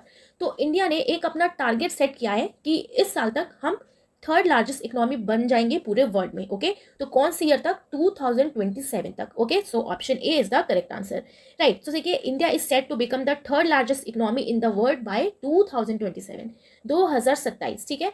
अब इकोनॉमी देखिए, इकोनॉमी को बढ़ाने के लिए ना कई ज्यादा रिस्क लेना पड़ता है, तो इंडिया क्या कह रही है कि भाई रिस्क लेना पड़ेगा और इकोनॉमी में सट्टेबाजी भी करनी पड़ेगी। तो सट्टे से आपको 27 याद रखना है, सट्टे 27, ठीक है। तो 2027 तक इंडिया टॉप 3 इकोनॉमी में आ जाएगी पूरे वर्ल्ड की, ये इसने टारगेट रखा है इंडिया ने। Okay, currently 5th largest economy है प्रेजेंट में इंडिया। ओके, टॉप पे है united states of America 23.3 trillion के साथ, सेकंड पे है people's republic of China, third पे जापान, फोर्थ पे जर्मनी एंड इंडिया है 5th पे 3.2 ट्रिलियन के साथ, ठीक है। तो ध्यान रखना है आपको। तो देखिए इसमें हम टारगेट की बात करें जिसमें इंडिया ने सेट किया है अपनी इकोनॉमी के लिए, अदर इंपॉर्टेंट टारगेट्स भी हैं जो आपको पता होना चाहिए। ओके, सो अदर टारगेट्स 2023 में Indian railway to become net zero carbon emitter. So 2023 में टारगेट रखा गया कि इंडिया जो है, इंडियन रेलवे जो है ये नेट जीरो कार्बन एमिटर बन जाएगी।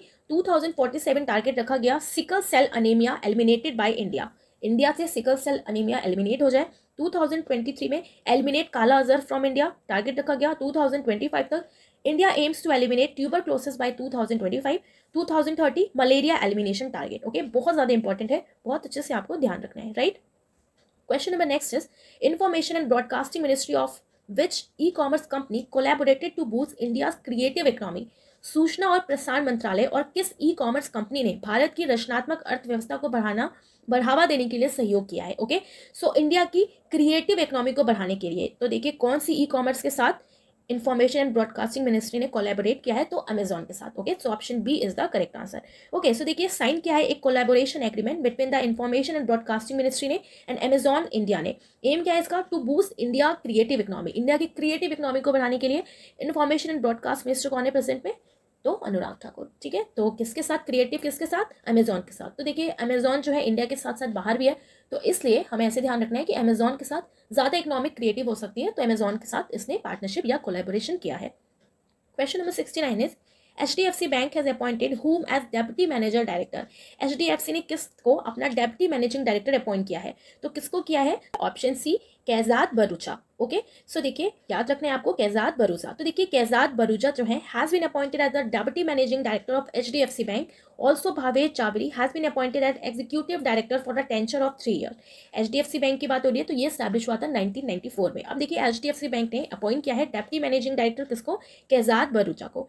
ओके, सो देखिए कैसे आपको ध्यान रखना है। HDFC बैंक, तो बैंक में HDTV लग रही है, कई सारे बैंक में आपने देखा होगा HDTV लग रही है। ओके, तो HDTV का देखरेख किसको बनाया गया कि भाई डेप्यूटी मैनेजिंग डायरेक्टर, ठीक है। मैनेजिंग डायरेक्टर जो पूरे बैंक को मैनेज कर रहा है, डेप्यूटी मैनेजर क्या करेगा? HD जो टीवी है उसको बैंक में मैनेज करेगा। ओके, ठीक से। तो देखिए जब बैंक में HDTV लगेगा तो कई ज्यादा पैसे लगेंगे, तो कई ज्यादा से आपको ध्यान रखना है, कई ज्यादा कैजाद, तो कई ज्यादा कैजाद बरूचा HDTV के लिए। सो इन्हें बनाया गया है deputy managing director. Okay, so देखिए बैंकिंग इकोनॉमी से अदर जो इंपॉर्टेंट करंट अफेयर्स है इसे हम रिवाइज कर लेते हैं, इसे पढ़ लेते हैं। तो देखिए सिटी यूनियन बैंक ने लॉन्च किया है India first voice biometric authentication banking app. Okay, तो इंडिया का first voice biometric authentication banking app किसने लॉन्च किया है? तो सिटी यूनियन बैंक ने, right. SBI has announce the re introduce of its retail from deposit scheme Amrit Kalash. तो SBI जो है इसने अनाउंस किया है, री इंट्रोड्यूस किया है retail term deposit scheme Amrit Kalash. क्या नाम है स्कीम का? Amrit Kalash, right. RBI appoints Neeraj Nigam as executive director. RBI ने अपॉइंट किया है किसको? नीरज निगम को as a executive director. Fino payment bank has renewed its association with Rajasthan royal RR for the season 16 of IPL. Fino Bank will be RR official digital banking partner. Okay, बहुत important है, ध्यान रखना है आपको कि फिनो पेमेंट बैंक ने RR का official digital banking partner बना है IPL सीजन 16 के लिए। Okay, next is recent MOU in banking sector agri tech company Fasal ties up with SBI to help farmer get easy access to loan. So MOU sign हुआ है banking sector में agri tech company Fasal के साथ SBI का, जिसके क्या होगा, क्या हेल्प मिलेगी फार्मर्स को? Get easy access to loan. Okay, easy access होगा लोन उनके पास। शक्तिकांत दास जो है तो इस साल का इन्हें गवर्नर ऑफ द ईयर मिला है बाय सेंट्रल बैंकिंग की तरफ से। ओके, तो governor of the year award किससे मिला है? शक्तिकांत दास को। नेक्स्ट है देखिए अजय बांगा जो न्यू प्रेसिडेंट है वर्ल्ड बैंक के। Indermit Gill new chief economist है वर्ल्ड बैंक के। Pierre Olivier Gourinchas new chief economist है India international monetary fund, it means IMF के। ओके, सो ये इंपॉर्टेंट पॉइंट्स आपको ध्यान रखने हैं। अब हम पढ़ने वाले हैं इंपॉर्टेंट इनॉग्रेशन एंड फेस्टिवल से रिलेटेड क्वेश्चंस को। 70 question is where has the sericulture fair has been inaugurated in Uttar Pradesh recently. हाल ही में उत्तर प्रदेश में सेरिकल्चर मेले का उद्घाटन कहाँ किया गया है? तो देखिए कहाँ पे किया गया है। ओके, सो करेक्ट आंसर हो जाएगा हमारा बी, गोरखपुर में। ओके, तो देखिए गोरखपुर में सेरिकल्चर से हमें रिलेट करके ध्यान रखना है, सेरी यानी कि साड़ी। ओके, तो देखिए साड़ी का कल्चर जो है ना हर एक घर में आपने देखा होगा। ओके, इंडिया के हर एक घर में देखा होगा जो साड़ी पहना ही जाता है। ठीक है, तो हर एक घर में साड़ी रखी रहती है, पहनी जाती है। तो रख गोरख, रख गोरख, सो गोरखपुर। तो सेरिकल्चर से हमने साड़ी रिलेट कर दिया। सो क्या हो जाएगा, सेरिकल्चर फेयर रिसेंटली कहाँ पे हुआ है? गोरखपुर में। ओके, सो उत्तर प्रदेश के CM योगी आदित्यनाथ जो है इन्होंने इनॉग्रेट किया है sericulture fair in Gorakhpur. Aim क्या है इसका? Is to increase the income of farmer, main hold and silk production. So जो मेन फार्मर्स हैं, ओके, और सिल्क प्रोडक्शन का इंक्रीज करने के लिए और उनकी इनकम बढ़ाने के लिए फार्मर्स की ये एम रखा गया है, इसलिए ये फेस्टिवल इनॉग्रेट हुआ है। Question number next is where has the Food and Drug Administration organized the Eat Right Millet Mela recently? हाल ही में खाद्य एवं औषधि प्रशासन ने ईट राइट बाजरा मेला कहाँ आयोजित किया है? ईट राइट बाजरा मेला तो कहाँ पे ऑर्गेनाइज किया गया है? इसे जम्मू एंड कश्मीर में। ओके, कैसे याद रखेंगे? सो देखिए आप ईट राइट माइलेट मेला, माइलेट को क्या बोलते हैं हिंदी में? बाजरा बोलते हैं। ठीक है, तो अगर आपको ईट राइट करना है, अगर आपको अच्छा खाना खाना है, ओके, तो आपको बाजार जाना पड़ेगा। अच्छा खाना खाना है तो बाजार जाना पड़ेगा। और बाजार में कभी कभी ना बहुत ज़्यादा हमें भीड़ देखने को मिलती है, जाम देखने को मिलता है। तो जाम जम्मू कश्मीर। ओके, तो ईट राइट माइलेट मेला किसने रिसेंटली, ओके, किसने ऑर्गेनाइज किया? तो जम्मू एंड कश्मीर ने। तो ऐसे आपको ध्यान रखना है कि अच्छा खाना खाना है, अच्छा आपको बाजरा खाना है तो बाजार जाना पड़ेगा। बाजार में कभी कभी जाम तो देखने को मिल ही जाता है, तो जाम से जम्मू कश्मीर। ओके, तो देखिए कोई भी आंसर है थोड़ा सा हमें इमेजिनेशन करना है उसके बारे में, तो इजिली याद हो जाएगा। और देखिए रिवीजन तो बहुत ज़्यादा जरूरी है। ओके, तो रिवीजन भी आपको करते रहना है साथ साथ में, राइट। सो ऑप्शन सी हो जाएगा हमारा करेक्ट आंसर। तो देखिए the food and drug administration of the union territory in collaboration with food safety and standard authority of India FSSAI। Okay, so food and drug and FSSAI के साथ collaboration हुआ है और ये ऑर्गेनाइज हुआ है eat right millet mela in Jammu and a walkathon in both Katra and Jammu town में। Okay, तो कटरा एंड जम्मू टाउन में भी इसको ऑर्गेनाइज किया गया है।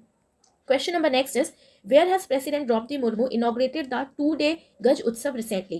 So हाल ही में राष्ट्रपति जो द्रौपदी मुर्मू हैं उन्होंने 2 दिवसीय गज उत्सव का उद्घाटन कहाँ पे किया है? तो कहाँ पे इन्होंने उद्घाटन किया है? ओके, सो ऑप्शन हमारा सी हो जाएगा करेक्ट आंसर, असम में। ओके, सो देखिए द्रौपदी मुर्मू जो है इन्होंने इनॉग्रेट किया है Gaj Utsav 2023 at Kaziranga national park Assam.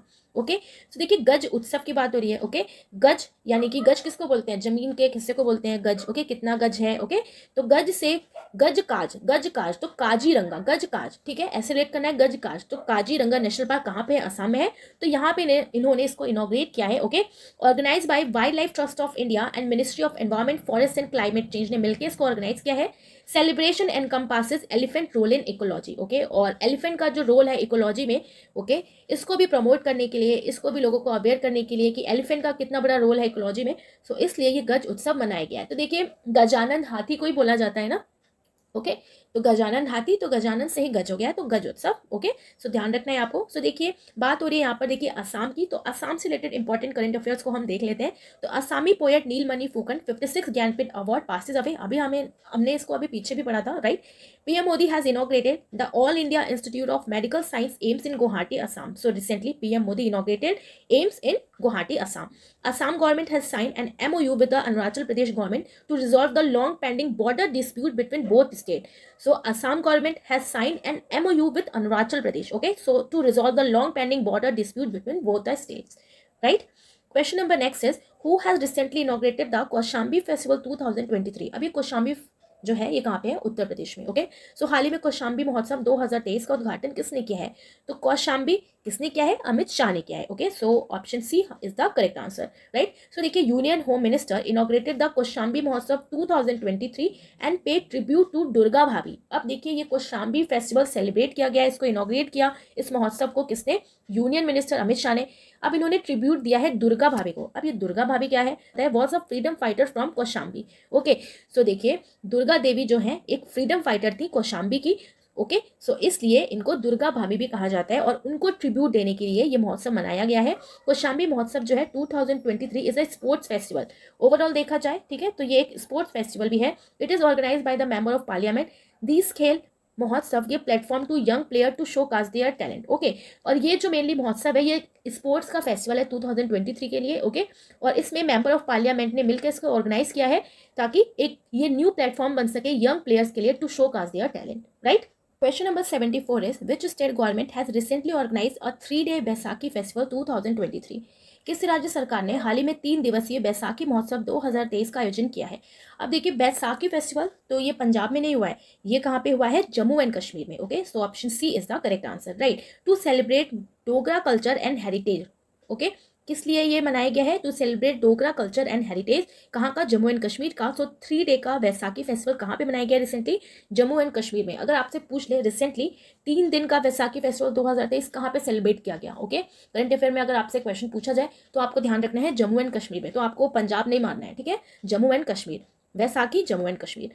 Okay, question number next is where Bihu display has created a Guinness world record recently. हाल ही में कहाँ बिहू डिस्प्ले ने गिनीज वर्ल्ड रिकॉर्ड बनाया है? ओके, इंपॉर्टेंट क्वेश्चन है, तो कहाँ पे बनाया है? तो देखिए बिहू कहाँ का फेस्टिवल है? असम का। ओके, तो असम में मनाया होगा, so Assam Guwahati. So option B is the correct answer, right. So देखिए Bihu perform by 11,304 dancers and drummers in Guwahati.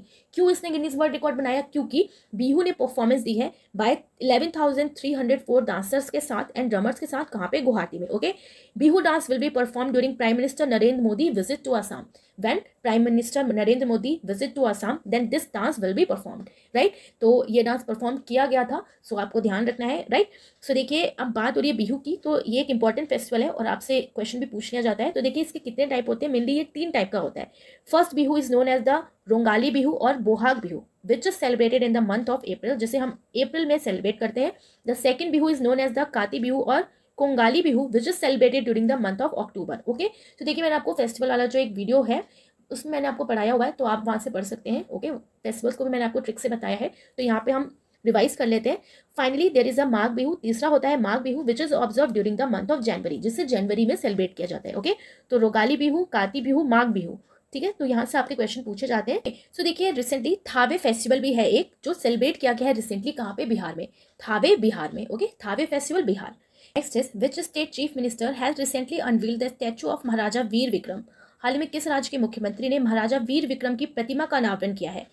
सो कौन से स्टेट का? सो करेक्ट आंसर हो जाएगा हमारा ऑप्शन बी, यानी कि त्रिपुरा। ओके, तो स्टैचू ऑफ महाराजा वीर विक्रम जो है इनको चीफ मिनिस्टर ने इनका स्टैचू अनवील किया है, कहाँ पर? त्रिपुरा में। ओके, तो देखिए त्रिपुरा की बात हो रही है, तो सीएम मनिक साहा हैं त्रिपुरा के सीएम, इन्होंने अनवील किया है स्टैचू ऑफ महाराजा वीर विक्रम अगरतला में। देखिए महाराजा वीर विक्रम जो है ये मानिक के बहादुर जी इनका पूरा नाम है, जिन्हें शेपर ऑफ मॉडर्न त्रिपुरा कहा जाता है। Okay, so shaper of modern Tripura कौन है?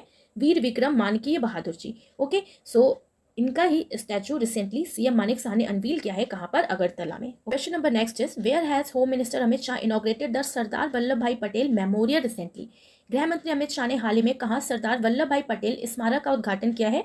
सो कहाँ पर किया है इन्होंने स्मारक का उद्घाटन? कर्नाटका में। So option A is the correct answer. Okay, so देखिए home minister Amit Shah inaugurate development work in UK and Sardar Vallabhbhai Patel memorial in Bidar Karnataka. कैसे याद रखेंगे? सो सरदार वल्लभ भाई पटेल की जो मेमोरियल है ये इनॉग्रेट किया गया है कर्नाटका में। ओके, सो देखिए सरदार वल्लभ भाई पटेल की मेमोरी के लिए ना आपको नाटक नहीं करना पड़ता, क्योंकि सरदार वल्लभ भाई पटेल जो है इनकी जो मेमोरी है ये सबके दिमाग में रहती है, तो कोई नाटक नहीं करना पड़ता है ना। कई लोग होते हैं नाटक करते हैं, मुझे इनकी याद आ रही है ना, तो बस ऐसे आपको ध्यान रखना है।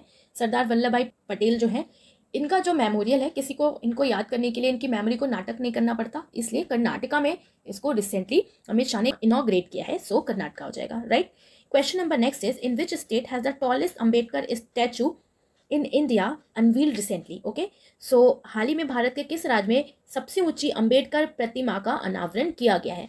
सबसे ऊंची, वेरी इंपॉर्टेंट, तो कहाँ पर किया गया है? तेलंगाना में।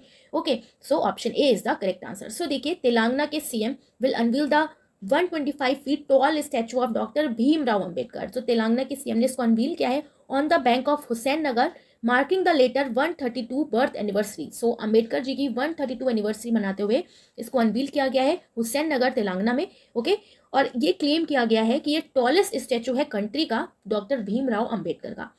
तो कहाँ पर बनाया गया है? तेलंगाना में। तो देखिए कैसे याद रखना है, यहाँ पर बात हो रही है टॉलेस्ट अंबेडकर का स्टैचू। अब देखिए अंबेडकर यानी कि बढ़कर, ओके, तो कहाँ पर इनका स्टैचू लगाया गया? अंबेडकर बढ़कर, तो एक बढ़कर बड़ा सा आंगन में इनका स्टैचू बनाया गया। आंगन से आपको याद रखना है आंगन अंगना, ओके, आंगन अंगना, सो क्या हो जाएगा? तेलंगाना, ओके, आंगन अंगना so Telangana, right. So correct answer क्या हो जाएगा? तेलंगाना। बहुत इंपॉर्टेंट है क्योंकि ये टॉलेस्ट क्लेम किया गया है, इसलिए आपको ध्यान रखना है। Question number next is who has recently inaugurated the पीराकुंफर टनल इन रंबबैन। तो हाल ही में रामबन में पीराकुंफर सुरंग का उद्घाटन किसने किया है? क्या नाम है इस टनल का? पीराकुंफर। तो देखिए किसने किया है? नितिन गडकरी ने किया है। तो transport minister option C Nitin Gadkari, okay. So देखिए with this tunnel the distance between Jammu Srinagar will be completed in about 3.5 hour, okay. तो 3.5 घंटे में इस टनल के थ्रू जम्मू एंड श्रीनगर का डिस्टेंस कंप्लीट हो जाएगा। This tunnel is a part of on going 4 lane project of the national highway authority of India, okay. और ये जो टनल है ये किसका पार्ट है? ऑन गोइंग 4 लेन प्रोजेक्ट का, NHAI का, between Udhampur and Ramban on Jammu Srinagar national highway, okay. तो ये एक प्रोजेक्ट है बिटवीन रामबन एंड उधमपुर जम्मू श्रीनगर में, तो इसी के अंडर में ये टनल भी पार्ट है, ओके। सो पीराकुंफर टनल रामबन जो है रिसेंटली इनॉग्रेट किया गया है, कहाँ पे? जम्मू में, ठीक है।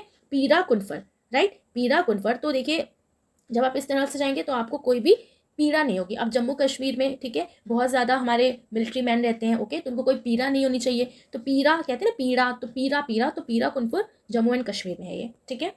Question number next is in which state India first solar power tourist boat has been launch recently. अब देखिए ये जो क्वेश्चन है ना, तो किस तरीके से इसमें और क्वेश्चन बन सकते हैं, अभी हम इसे आगे में पढ़ेंगे।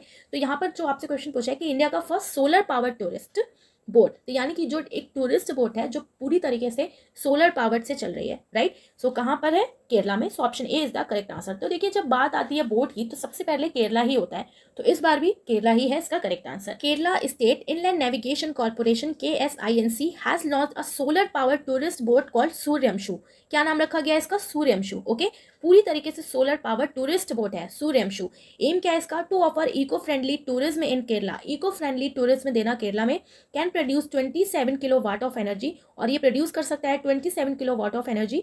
The boat also comes equip with generator, okay, तो इसमें जनरेटर वगैरह भी प्रॉपर वे में लगे हुए हैं, ओके। और ये जो बोट है इसको बिल्ड किया गया है श्रीलंका में 3.95 करोड़ में। सो बहुत अच्छे से आपको ध्यान रखना है क्योंकि इंडिया का first solar power tourist boat है, तो बोट से सबसे पहले केरला याद आता है, तो आपको केरला ही याद रखना है। सो केरला हो जाएगा, ठीक है। टूरिस्ट बोट जो पूरी तरीके से सोलर पावर से चल रही है, राइट। तो देखिए बात हो रही है केरला की, तो केरला से इंपॉर्टेंट करंट अफेयर देख लेते हैं। तो चिन्नार वाइल्ड लाइफ सेंचुरी है केरला में, पीरियर वाइल्ड लाइफ सेंचुरी है केरला में। The first state in the country to adopt water budget, अभी हमने पीछे बढ़ा। Second meeting of G20 development working group कहाँ पे हुआ? कुमारकोम केरला में। G20 की सेकंड मीटिंग हुई है डेवलपमेंट वर्किंग ग्रुप की, ये भी कहाँ पे हुई है? कुमारकोम केरला में, ओके। नेक्स्ट अब हम पढ़ने वाले हैं first in India and world के questions, right. Question is where will prime minister Modi flag off India first water metro project recently. हाल ही में प्रधानमंत्री मोदी ने भारत की पहली जल मेट्रो परियोजना का कहाँ हरी झंडी दिखाई है? पहली जल मेट्रो, ओके, जल में मेट्रो चल रही है, तो ये भी ऑप्शन ए यानी कि कोची हो जाएगा इसका करेक्ट आंसर। सो ये इंडिया का फर्स्ट वाटर मेट्रो है इन कोची केरला में, इसको इनॉग्रेट किया गया है इस प्रोजेक्ट को, ओके। और देखिए inaugurated bye PM Modi which connect 10 island around Kochi through battery operated electric hybrid boat. The metro project will be start with 8 electric hybrid boat developed under Cochin Shipyard Limited. Cochin Shipyard Limited के under इसे बनाया गया है, founded by the Kerala government and the German company KfW, okay. और देखिए आपको एक और पॉइंट इसमें याद रखना है कि इंडिया का first under water metro services to be operational by December 2023 Kolkata west Bengal, okay. तो इंडिया का पहला अंडर वाटर मेट्रो सर्विस बनाया गया है और ये स्टार्ट हो जाएगा दिसंबर 2023 कोलकाता वेस्ट बंगाल से। सबसे पहले मेट्रो कोलकाता में ही चली थी, तो ऐसे ही आपको ध्यान रखना है कि अंडर वाटर मेट्रो भी कोलकाता से ही स्टार्ट हुई है, ओके। सो देखिए अभी हमने पीछे भी एक ऐसे ही क्वेश्चन पढ़ा था कि इंडिया का फर्स्ट सोलर टूरिज्म बोट हमने पढ़ा था, वो भी केरला में ही स्टार्ट किया गया है। और ये क्वेश्चन भी आपको याद रखना है, इंडिया का first water metro project Kochi Kerala, right. Recently in which district of Uttar Pradesh the world first Asian king vulture conservation center has come up? हाल ही में उत्तर प्रदेश के किस जिले में विश्व का पहला एशियाई राजा गिद्ध संरक्षण केंद्र स्थापित किया गया है? ओके, उत्तर प्रदेश का पूछा है, सो करेक्ट आंसर है option B Maharajganj, okay. So देखिए महाराजगंज यूपी में है। सो वर्ल्ड का first conservation and breeding centre for the critically endangered Asian king vultures के लिए इसको सेट किया गया है महाराजगंज डिस्ट्रिक्ट यूपी में, ओके। और इस सेंटर का नेम रखा है Jatayu conservation and breeding centre JCBC। बहुत इंपॉर्टेंट क्वेश्चन है, वर्ल्ड का फर्स्ट एशियन किंग वल्चर, क्योंकि ये वर्ल्ड का है, कहाँ पर? महाराजगंज डिस्ट्रिक्ट यूपी में, और is spread over 1.5 hectare and is design to maintain a sustainable population of the species by breeding king vulture in captivity and releasing them into the wild. Okay, so 1.5 hectare तक ये फैला हुआ है, और आपको ध्यान रखना है क्या नाम है इस किंग वल्चर का, first Asian king vulture conservation centre कहाँ पे, महाराजगंज। अब देखिए किंग को हिंदी में हम क्या बोलते हैं, महाराज बोलते हैं, तो बस ऐसे ध्यान रखना है, महाराज, महाराजगंज यूपी। ओके, बहुत अच्छे से आपको ध्यान रखना है। Question number next is who has become the first Indian to climb mount Annapurna recently. हाल ही में अन्नपूर्णा पर्वत पर चढ़ने वाले पहले भारतीय कौन बने। तो देखिए पहले भारतीय कौन बने हैं, Arjun Vajpayee. So option A is the correct answer. So देखिए अर्जुन वाजपेयी जो है ये इंडियन प्रोफेशनल माउंटेनियर है। ओके, और इस साल इन्होंने फिट इंडियन चैंपियन में भी पार्टिसिपेट किया था, और ये फर्स्ट इंडियन मैन बन गए हैं to summit mount Annapurna. Mount Annapurna कहाँ है, ये नेपाल का है। ओके, जो 10th हाईएस्ट माउंटेन है वर्ल्ड का, 8091 मीटर इसकी हाइट है। राइट, सो देखिए माउंट अन्नपूर्णा पे चढ़ने वाले फर्स्ट इंडियन अर्जुन वाजपेयी। कैसे याद रखेंगे। ओके, सो देखिए यहाँ पे क्या लिखा है, अर्जुन, तो अर्जुन को हम रिलेट करेंगे अर्जुन यानी कि जून। ओके, तो देखिए माउंट एवरेस्ट पे जाते हैं ना, तो एक एक जून की रोटी खाना बहुत मुश्किल हो जाता है। कहते हैं ना कि भगवान मुझे इतना दे दो कि मैं 3 जून का खाना खा सकूं। 3 जून मतलब 3 टाइम का। ओके, तो माउंट अन्नपूर्णा, अन्ना से ही क्या समझ में आ रहा है, अन्न की बात हो रही है यानी कि खाने की। ओके, तो माउंट पे जाना, माउंट एवरेस्ट पे या माउंट पे पहाड़ों पे जा रहे हो तो अन्न मिलना बहुत ज्यादा मुश्किल होता है। ओके, तो एक ही जून का अन्न मिलना बहुत मुश्किल है, तो एक ही जून का, तो जून से ही आपको अर्जुन याद रखना है। सो अर्जुन वाजपेयी हो जाएगा। Okay, I hope you are getting my point. So answer आपको कैसे लेट करके याद रखना है, माउंट अन्नपूर्णा, अन्ना यानी कि खाने की बात होती है, और माउंट एवरेस्ट या माउंट पे अन्न मिलना बहुत ज्यादा मुश्किल होता है। 1 जून का भी अन्न मिल जाए तो बहुत बड़ी बात है, तो जून अर्जुन, सो अर्जुन वाजपेयी हो जाएंगे। ठीक है, ऐसे आपको ध्यान रखना है। नेक्स्ट है देखिए, in which city has the first AIIMS of north east India been inaugurated recently. हाल ही में उत्तर पूर्व भारत के पहले एम्स का उद्घाटन किस शहर में किया गया है। फर्स्ट एम्स का उद्घाटन कहाँ पे किया गया है, सो गुवाहाटी में। ओके, नॉर्थ ईस्ट का गुवाहाटी। तो देखिए ऐसे याद रखना है कि ये जो एम्स बनाया गया है नॉर्थ ईस्ट में हाथियों के लिए भी है, तो हाथी गुवाहाटी, सो गुवाहाटी हो जाएगा। So option C is the correct answer. Right, so Prime Minister Narendra Modi on April 14 inaugurated the first All India Institute of Medical Sciences AIIMS in the Northeast at Changsari near Guwahati. तो चंगसारी नियर गुवाहाटी में AIIMS को inaugurate किया गया है, north east का पहला। ठीक है, इंपॉर्टेंट है, ध्यान रखना है आपको। अब देखने वाले हैं हम कुछ first in India as a one liner. So where will India's first 3D printed post office open recently. हाल ही में भारत का पहला 3D प्रिंटेड डाकघर कहाँ खोला जाएगा, सो बेंगलुरु में। ओके, कहाँ पर, 3D printed post office Bengaluru. 86 India's first cable stayed bridge railway to connect Katra and Reasi in Jammu and Kashmir. So Bharat का पहला स्टे ब्रिज क्या नाम है, रेलवे जम्मू कश्मीर में कटरा और रियासी को जोड़ेगा। सो कौन सा ब्रिज है, अंजी खाद ब्रिज। ओके, अंजी खाद ब्रिज जो किसको जोड़ने वाला है, जम्मू कश्मीर में कटरा और रियासी को जोड़ेगा, अंजी खाद ब्रिज। राइट, सो ध्यान रखना है आपको, Anji Khad bridge. 87 question is dash become the first state to India to have 100% electrified railway network. जिसका 100% इलेक्ट्रीफाइड रेलवे नेटवर्क बन गया है, हमने भी पीछे पढ़ा था, हरियाणा। नेक्स्ट है, इंडिया का first electric pilgrimage corridor is being developed in. अब फर्स्ट इलेक्ट्रिक पिलग्रिमेज कॉरिडोर की बात हो रही है, तो कि पिलग्रिमेज, ओके, तो उत्तराखंड को वैसे ही देवों की भूमि कहा जाता है, तो कहाँ पर, उत्तराखंड, सो उत्तराखंड हो जाएगा।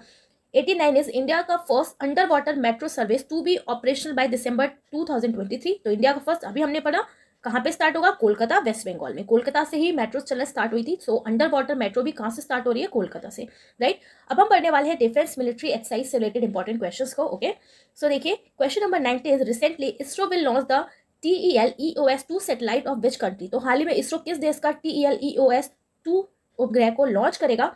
सो करेक्ट आंसर है सी, option C, Singapore. Okay, so देखिए सिंगापुर का TEL-EOS-2 जो सैटेलाइट है ये कहाँ से इसको लॉन्च किया जाएगा, तो कहाँ से होता है, mainly Satish Dhawan space centre in Sriharikota, Andhra Pradesh. Okay, launch carried out by solar satellite launch vehicle PSLV। Primary objective है is to provide high resolution imagery of the earth surface. तो अर्थ सर्फेस का हाई रिजोल्यूशन का photo लेना, image लेना। Okay, question number 91 is where has president Murmu made a historic flight in Sukhoi 30 MKI aircraft recently. राष्ट्रपति मुर्मू ने हाल ही में सुकोई 30 MKI विमान में ऐतिहासिक उड़ान कहाँ से भरी है। तो देखिए कहाँ से भरी है, आसाम से। So option B is the correct answer. Right, so ये कौन है, हमारी president Draupadi Murmu. Right, so देखिए Indian president Draupadi Murmu don the Indian air force uniform as she prepare to take sortie on the Sukhoi 30 MKI fighter aircraft Tezpur air force station Assam. So Tezpur air force station Assam से इन्होंने सुकोई fighter plane में उड़ान भरी है। ओके, और ऐसा करने वाली president Draupadi Murmu become the 3rd president and second women president to take such a sortie. Okay, तो ऐसा करने वाली वो सेकंड वुमेन प्रेसिडेंट है एंड थर्ड प्रेसिडेंट है, राइट। सो आपको ध्यान रखना है जिन्होंने सुकोई फाइटर एयरक्राफ्ट में बैठ के ये उड़ान भरी है। सो ध्यान रखना है आपको, कहाँ से, आसाम से। Question number next is where was the joint military exercise Kavach held recently. हाल ही में संयुक्त सैन्य अभ्यास कवच कहाँ आयोजित किया गया है। कवच की बात हो रही है तो अंडमान एंड निकोबार में। So option A is the correct answer. कैसे याद रखेंगे, सो देखिए यहाँ पर बात हो रही है कवच की, तो कवच आपको कैसे मिलेगा, कवच मीन एक तरीके से प्रोटेक्शन। तो कैसे आपको प्रोटेक्शन मिलेगा भाई, रोज अंडा खाओ और बार वाली चॉकलेट खाओ। कहते हैं ना ये बार वाली चॉकलेट है, लाइक स्निकर एंड मंच। Okay, so Andaman and Nicobar, तो रोज अंडे खाओ, बार वाली चॉकलेट खाओ, तो अंडमान एंड निकोबार कवच। ओके, तो मिलिट्री एक्सरसाइज कवच कहाँ पे हुआ है, अंडमान एंड निकोबार में। Okay, so involving the asset of army, navy, air force and coast guard. ठीक है, तो देखिए आर्मी भी इंक्लूड है, नेवी भी इंक्लूड है, एयरफोर्स भी इंक्लूड है एंड कोस्ट गार्ड भी, right. Question number 93 is Indian Rafale will participate in which country multinational exercise Orion recently. भारतीय राफेल हाल ही में किस देश के बहुराष्ट्रीय अभ्यास ओरियन में भाग लेगा। तो देखिए भारतीय राफेल ओरियन, तो ओरियन से क्या हो जाएगा, फ्रांस में। So option B is the correct answer. Okay, so देखिए ये एक मल्टीनेशनल एक्सरसाइज है hosted by French government beside the Indian air force and the FAAS.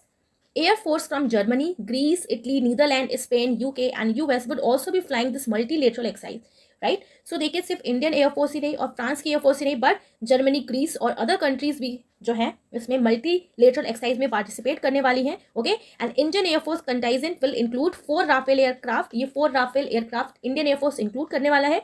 2 C-17, 2 IL-78 aircraft, 165 air warriors. Okay, और देखिए 165 एयर वॉरियर्स भी होंगे इसमें, and this would be the first overseas exercise for the Indian air force Rafale aircraft. और Indian air force का ये पहला एक ओवरसीज एक्सरसाइज है राफेल को लेके। ठीक है, तो ध्यान रखना है आपको, इंपॉर्टेंट है। Question number next is who had recently been invited by France to the Bastille day parade. हाल ही में फ्रांस द्वारा बेस्टाइल डे परेड में किससे आमंत्रित किया गया है। बेस्टाइल डे परेड की बात हो रही है, सो किसको इनवाइट किया गया है, नरेंद्र मोदी जी को। Okay, so option B is the correct answer, right. So देखिए Indian PM Narendra Modi has been invited to France for the Bastille day parade. Bastille day parade के लिए इन्हें इनवाइट किया गया है which is scheduled for 14 July. जो schedule है 14 जुलाई के लिए। बेस्टाइल डे परेड है क्या, तो ये एक सिग्निफिकेंट इवेंट है फ्रेंच के हिस्ट्री का। Okay, commemorating the storming of the Bastille prison on July 14, 1789 which was the turning point in the French revolution. तो फ्रेंच रेवोल्यूशन से रिलेटेड ये बेस्टाइल डे परेड है। इसी में पीएम मोदी जी को इनवाइट किया है किसने, फ्रेंच ने, फ्रांस ने। ओके, फ्रांस की बात हो रही है तो फ्रांस का प्रेसिडेंट कौन है, Emmanuel Macron. Okay, question number 95 is where has the academic centre of excellence been inaugurated by DRDO recently. हाल ही में DRDO द्वारा एकेडमिक सेंटर ऑफ एक्सीलेंस का उद्घाटन कहाँ किया गया है। एकेडमिक सेंटर ऑफ एक्सीलेंस, ठीक है, तो एकेडमिक सेंटर ऑफ एक्सीलेंस की बात हो रही है तो कहाँ पे किया गया है। सो करेक्ट आंसर हो जाएगा IIT हैदराबाद। सबसे ज्यादा एक्सीलेंस कहाँ पर है, हैदराबाद में, ऐसे ध्यान रखना है। ठीक है, हैदराबाद हर दर पे एक्सीलेंस है, तो DRDO ने किसके साथ मिलकर एकेडमिक सेंटर ऑफ एक्सीलेंस का उद्घाटन किया है, IIT हैदराबाद में। ओके, सो ध्यान रखना है आपको। So centre will take on futuristic project for long term research needed by DRDO। तो एम क्या है इसमें सेंटर का, ओके, कि फ्यूचर में जो प्रोजेक्ट्स हैं ये मिल के काम करने वाला है DRDO रिसर्च में, IIT हैदराबाद, राइट। DRDO की बात हो रही है तो DRDO फाउंड हुआ है 1958 में। DRDO एजेंसी एग्जीक्यूटिव कौन है, डॉक्टर समीर वी कामत, जो चेयरमैन भी है। DRDO का हेडक्वार्टर कहाँ पे, new Delhi, DRDO Bhavan. Okay, question number next अब देखिए, अब हम पढ़ने वाले हैं air force exercises and military exercises जो इंपॉर्टेंट है। ओके, सो देखिए वीर गार्जियन होता है 2023, जो फर्स्ट बायलेटरल एयरफोर्स एक्सरसाइज है between Indian air force and Japanese air force at Hyakuri airbase and Iruma airbase in Japan. कहाँ पर हुआ इस बार वीर गार्जियन 2023। ओके, तो ये हुआ है हमारा Hyakuri airbase and Iruma airbase in Japan. Shinyuu Maitri, okay, तो Shinyuu Maitri between India and Japan. Okay, Garuda 7 between India and France के बीच में हुआ है एट जोधपुर राजस्थान में। Pitch black 2022 between India and Australia at Darwin, Australia. Red flag between India and US. Indradhanush between India and UK. Desert Eagle between India and UAE. Okay, so Air Force exercises ध्यान रखनी है आपको। Military exercises अब देखते हैं तो देखिए exercise cyclone 2023 India and Egypt के बीच में हुआ है जैसलमेर राजस्थान में। Exercise Agni warrior 2022 India and Singapore Devlali Maharashtra में। Garuda Shakti 2022 India and Indonesia Karawang Indonesia में। हरिमऊ शक्ति इंडिया एंड मलेशिया में। युद्ध अभ्यास इंडिया एंड USA में। सूर्य किरण 2022 इंडिया एंड नेपाल सली झांडी नेपाल में। ओके, तो देखिए ये जो मिलिट्री एक्सरसाइजेज हैं और इंडियन एयरफोर्स की एक्सरसाइजेज हैं जो इंपॉर्टेंट है वो हमने एक मिलिट्री एक्सरसाइजेज के वीडियो में कवर किया हुआ है, जो जनरली 2 कंट्रीज के बीच में होती हैं या जो मल्टीलेटरल एक्सरसाइजेज हैं। ओके, सो वीडियो आप जाके देख सकते हैं, तो बहुत सारे आपको मिलिट्री एक्सरसाइज तो ऐसे याद हो जाएंगे। नेक्स्ट अब देखिए पढ़ने वाले हैं हम इंडेक्स एंड रिपोर्ट जो कुछ इंपॉर्टेंट रिलीज हुई हैं अप्रैल में या 2023 में। सो देखिए विच state has topped in the recently release India justice report 2022। हाल ही में जारी इंडिया जस्टिस रिपोर्ट 2022 में किस राज्य ने शीर्ष स्थान प्राप्त किया है? कौन से राज्य ने? देखिए इंडिया जस्टिस रिपोर्ट, तो किस स्थान ने? कर्नाटका ने। So option A is the correct answer, right. So Tamil Nadu rank second position, Telangana third, Uttar Pradesh की रैंक है 18 जो सबसे नीचे है, ठीक है। तो इंडिया जस्टिस रिपोर्ट, तो सबसे ज्यादा जस्टिस कहाँ पे होता है भाई? कर्नाटका में होता है, ठीक है। कोई नाटक नहीं, ओनली जस्टिस कर्नाटका। तमिलनाडु है सेकंड पोजीशन पे, तेलंगाना है थर्ड पोजीशन पे, ओके। एंड उत्तर प्रदेश ने रैंक किया है 18 which is lowest. The UR is an initiative of, okay. और देखिए ये जो इंडियन जस्टिस रिपोर्ट जो है ये एक इनिशिएटिव है Tata trust in collaboration with centre for social justice, common cause and Commonwealth human right initiative among others, okay. तो ये एक तरीके का इनिशिएटिव है टाटा ट्रस्ट का। सो इसमें सेकंड पोजीशन पे है कौन? तमिलनाडु। फर्स्ट पे कौन है? कर्नाटका। और उत्तर प्रदेश जो लोएस्ट है वो है 18 पोजीशन पे। फर्स्ट एंड लास्ट तो आपको याद रखनी है, ठीक है। सो करेक्ट आंसर हमारा कर्नाटका हो जाएगा, right. Question number next is who got the status of world least free country in the recently release freedom house index 2023। हाल ही में जारी फ्रीडम हाउस इंडेक्स 2023 में किसे दुनिया के सबसे कम आजाद देश का दर्जा मिला है? सबसे कम आजाद देश, ठीक है। तो सबसे कम आजाद देश कौन? तिब्बत, ठीक है, Tibet. So option B is the correct answer, Tibet. तो सबसे कम आजाद देश का दर्जा किसको मिला है? तिब्बत, ठीक है। अब लोग यहाँ पे पिस जाते हैं, तो तिब्बत, ठीक है। सो देखिए release by global watchdog freedom house ने इसको रिलीज किया है, okay. Freedom in the world index for 2023। तो ये जो इंडेक्स है ये दिखाता है फ्रीडम वर्ल्ड में। रैंक है तिब्बत की जो सबसे नीचे है, okay. Along with South Sudan and Syria के साथ साथ the report has been successfully release by the third year after Freedom House report in 2021 and 2022 rank Tibet at the bottom of community of nation. तो 2021-2022 में देखते हुए फिर से तिब्बत जो है बॉटम में है नेशंस में, ठीक है। किसके साथ? Along with South Sudan and Syria. तो सबसे ज्यादा लीस्ट फ्री कंट्री कौन है? तो तिब्बत। ध्यान रखना है आपको। Question number next is what is the rank of India in passport index 2023 release by financial advisory services from Arton Capital. वित्तीय सलाहकार सेवा फर्म ऑर्टन कैपिटल द्वारा जारी पासपोर्ट इंडेक्स 2023 में भारत का रैंक क्या है? तो 2023 में भारत का रैंक हो गया है ऑप्शन सी यानी कि 144th, okay. C is the correct answer, right. So देखिए passport index 2023 release by financial advisory services firm Arton Capital. किसने रिलीज किया है? आर्टन कैपिटल ने, okay. Indian passport slips down 6 places, 6 places Indian passport नीचे आ चुका है। India की रैंक हो गई 144th with a mobility score of 70। कितना स्कोर मिला है इसको? 70 इन 2023 में as compare to 138 rank among 199 countries in 2022। 2022 में इंडिया की रैंक थी 138, 199 कंट्रीज में। 2023 में हो गई है 144। कैसे याद रखेंगे पासपोर्ट इंडेक्स में? तो देखिए इंडिया का एक पासपोर्ट लेके आप 4 जगह जा सकते हैं, बस आपको याद रखना है। 2023 में प्रेजेंट चल रहा है तो एक पासपोर्ट लेके 4 जगह जा सकते हैं, तो 144 हो जाएगा, ऐसे आपको याद रखना है। Question number 99 is what is the rank of India in logistic performance index 2023। अभी लॉजिस्टिक परफॉर्मेंस इंडेक्स क्या है? तो देखिए ये एक ऐसा प्रोसेस ऑफ प्लानिंग होता है एंड एग्जीक्यूटिंग कि किस तरीके से ट्रांसपोर्टेशन को प्लानिंग की जा रही है, ओके। और उसका स्टोरेज, कैसे आप ट्रांसपोर्टेशन चला रहे हो, ओके। कैसे आप किसी चीज़ का स्टोरेज कर रहे हो, किसी गुड्स का from point two point, okay. और कैसे आप कंजप्शन कर रहे हो, तो इन्हीं सब चीज़ों को लॉजिस्टिक परफॉर्मेंस इंडेक्स में इंडिया को जो रैंक दी गई है वो दी गई है 38, okay. So option B is the correct answer. Published by World Bank, World Bank ने इसको पब्लिश किया है और इंडिया की रैंक है 38 आउट ऑफ 139। 2018 में 44 थी, ओके। सो 2023 में इंडिया की रैंक जो है ये इंप्रूव हो गई है, राइट। 44 थी 2018 में, ओके, और 2022 में भी, right. So country also climbed 4 places to rank 48 in logistic competence and equality. Logistic से आपको कैसे याद रखना है ना, लॉजिक से हम रिलेट कर देंगे, कैसे? लॉजिक से, ओके। कई सारे इंसान होते हैं जब उनसे कोई क्वेश्चन पूछा जाता है तो वो लॉजिक देखते हैं, है ना। तो अगर उनका लॉजिक बिल्कुल पक्का है, ओके, और दूसरे को समझ में नहीं आ रहा है बट फिर भी वो अपने लॉजिक पे अड़े रहते हैं, है ना, तो अड़े से ही आपको ध्यान रखना है, अड़े 38। सो लॉजिक जो बढ़िया दिया इंडिया में उसकी रैंक कितनी हो गई? 38। तो 38 38, ओके। सो कितनी रैंक हो गई? 38। तो ऐसे आपको ध्यान रखना है, राइट। नेक्स्ट अब हम देखने वाले हैं इंपॉर्टेंट इंडेक्स जो रिलीज हुए हैं 2023 में, 2022 में, जो आपके एग्जाम के लिए बहुत ज़्यादा इंपॉर्टेंट है। तो देखिए ग्लोबल टेररिज्म इंडेक्स 2023 में टॉप किया है जिसमें अफगानिस्तान ने, इंडिया की रैंक है 13। वर्ल्ड हैप्पीनेस इंडेक्स 2023 में टॉप किया है फिनलैंड ने, इंडिया की रैंक है 126। इंटरनेशनल इंटेलेक्चुअल प्रॉपर्टी इंडेक्स 2023 में टॉप किया है यूएसए ने, इंडिया की रैंक है 42। ग्लोबल इनोवेशन इंडेक्स 2022 में इंडिया की रैंक है 42। टॉप क्या है स्विट्जरलैंड में। Okay, global gender gap report 2022 में टॉप क्या है आइसलैंड ने, इंडिया की रैंक है 135।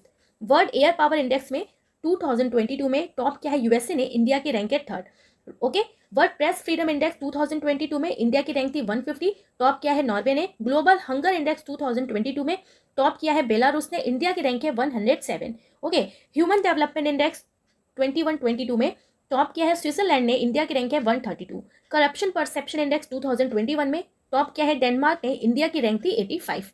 ओके, 16th वेल्थ प्रोजेक्ट 2022 में टॉप किया है यूनाइटेड स्टेट्स ने, इंडिया की रैंक है 3rd।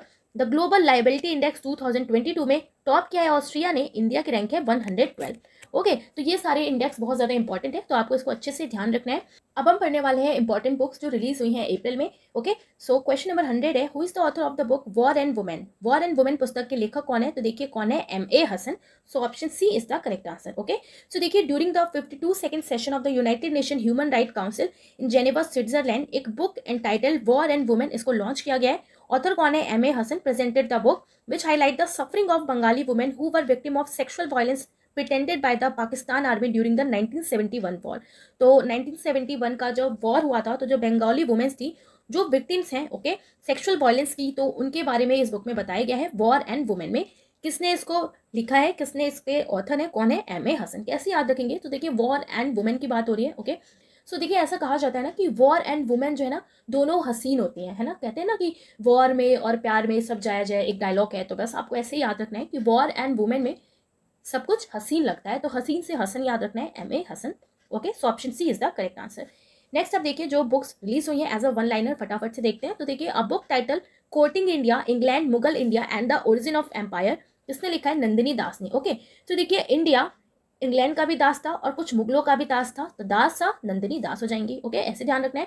102 question is a new book title Gandhi सियासत और सांप्रदायिकता रिटर्न, किसने लिखा है, पीयूष बाबले। ओके, तो देखिए गांधी जी की जो सियासत थी और जो उनका सांप्रदायिकता था, ओके, तो लोगों के बीच में इनकी इस चीज को लेके बवाल मचा रहता था, है ना, अंग्रेजों के बीच में भी, तो बवाल से बाबले याद रखना है आपको, Piyush बाबले। Next question is the Great Bank Robbery, NPA scam and the future regulation, which discusses 11 scams that have robbed India since its independence 1947। तो 1947 के तक जितने भी इंडिया में स्कैम्स हुए हैं जो इंपॉर्टेंट है, मतलब जिन्होंने बहुत ज़्यादा जिनका शोर रहा, 11 स्कैम्स। ओके, तो उसको इस बुक में बताया गया है। किसने लिखी है, पटाभी राम एंड सब्यसाची दास। कैसे याद रखेंगे, तो देखिए किसकी बात हो रही है यहाँ पर, the great bank robbery. Okay, तो देखिए बैंक की रॉबरी जो भी करेगा उसके बाद अगर वो पकड़ा गया तो भाई उसका तो पट्टा कट हो जाएगा हर जगह से, है ना, तो पट्टा कट, तो पटाभी राम एंड सब्यसाची दास।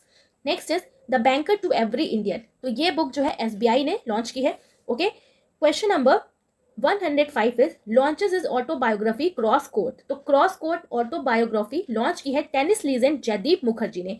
किसने की है, जयदीप मुखर्जी ने। Okay, cross court. ओके, तो देखिए कोर्ट में आपसे क्रॉस क्वेश्चनिंग की जाती है डीपली, तो डीपली आपसे क्वेश्चन पूछा जाता है। ओके, लेकिन आप उन क्वेश्चन से मुखर भी नहीं सकते। डीपली क्वेश्चन तो पूछा जाएगा लेकिन आप मुखर भी नहीं सकते, डीप से जयदीप हो जाएगा, मुखर नहीं सकते, Mukherjee.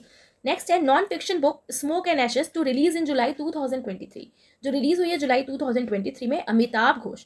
Okay, Smoke and Ash, Amitabh Ghosh. तो भाई स्मोक करोगे, ऐश फैलाओगे तो क्या हो जाओगे, गोश्त बन जाओगे, गोश्त भूत, सो अमिताभ घोष हो जाएंगे। नेक्स्ट है सौराष्ट्र तमिल संगम प्रशस्ति, और इस बुक को रिवील किया है प्राइम मिनिस्टर मोदी जी ने। ओके, जिसको ऑथर किया है सोमनाथ संस्कृत यूनिवर्सिटी ने। तो सोमनाथ संस्कृत यूनिवर्सिटी किसने रिवील किया है, प्राइम मिनिस्टर मोदी ने, सौराष्ट्र तमिल संगम प्रशस्ति। ओके, सो ध्यान रखना है आपको ये क्वेश्चंस भी।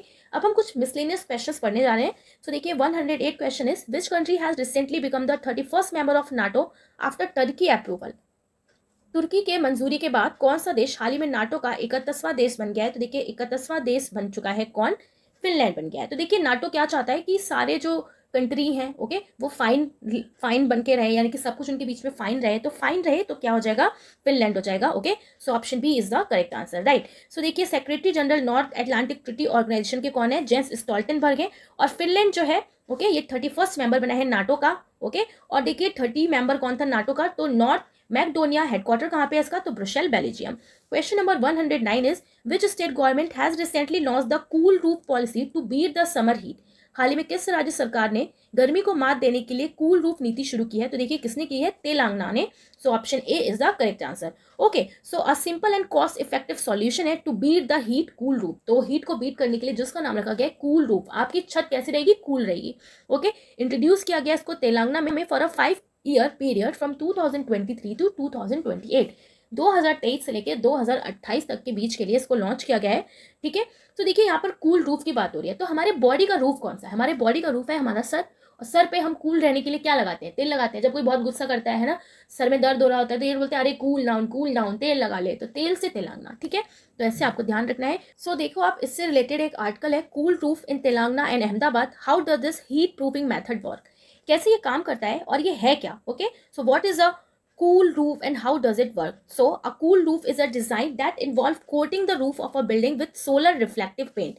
बिल्डिंग को कैसे पेंट किया जाएगा? सोलर रिफ्लेक्टिव पेंट से, कवर्ड इन व्हाइट टाइल्स और विद अ व्हाइट मेम्ब्रेन, और जिसको व्हाइट टाइल्स और व्हाइट मेम्ब्रेन से कवर कर दिया जाएगा। ओके, कैसे ये काम करेगा and how will doing so help lower temperature? Well it all boils down to physics. तो ये देखिए ये रिलेटेड है फिजिक्स से। ओके, सो देखिए coloured roof made using standard material tend to absorb more heat. तो जितनी भी डार्क चीजें होती हैं, ओके, डार्क सरफेस होता है तो ऑब्वियसली वो ज्यादा हीट ऑब्जर्व करती है, हमने पढ़ा है साइंस में। Okay, then lighter coloured standard roof as the colour black absorb all the wavelength of light and reflect none, while the color of white reflect all wavelength of light and therefore absorb the least amount of heat. So जो roof है ना, तो mainly उसको white colour से करा जाएगा। Okay, उसका surface white बनाया जाएगा जिससे कि जो हीट है वो कम एब्जॉर्ब हो। ओके, तो एब्जॉर्ब कम होगी तो ऑब्वियसली जो सरफेस है, जो छत है, वो कूल रहेगा गर्मियों में। ओके, सो ये इस तरीके से काम करेगा फिजिक्स के लॉ पे। सो ये आपको ध्यान रखना है कि किसने स्टार्ट किया है? तेलंगाना ने। ठीक है, तो पूरा आर्टिकल आप यहाँ पे पढ़ सकते हैं।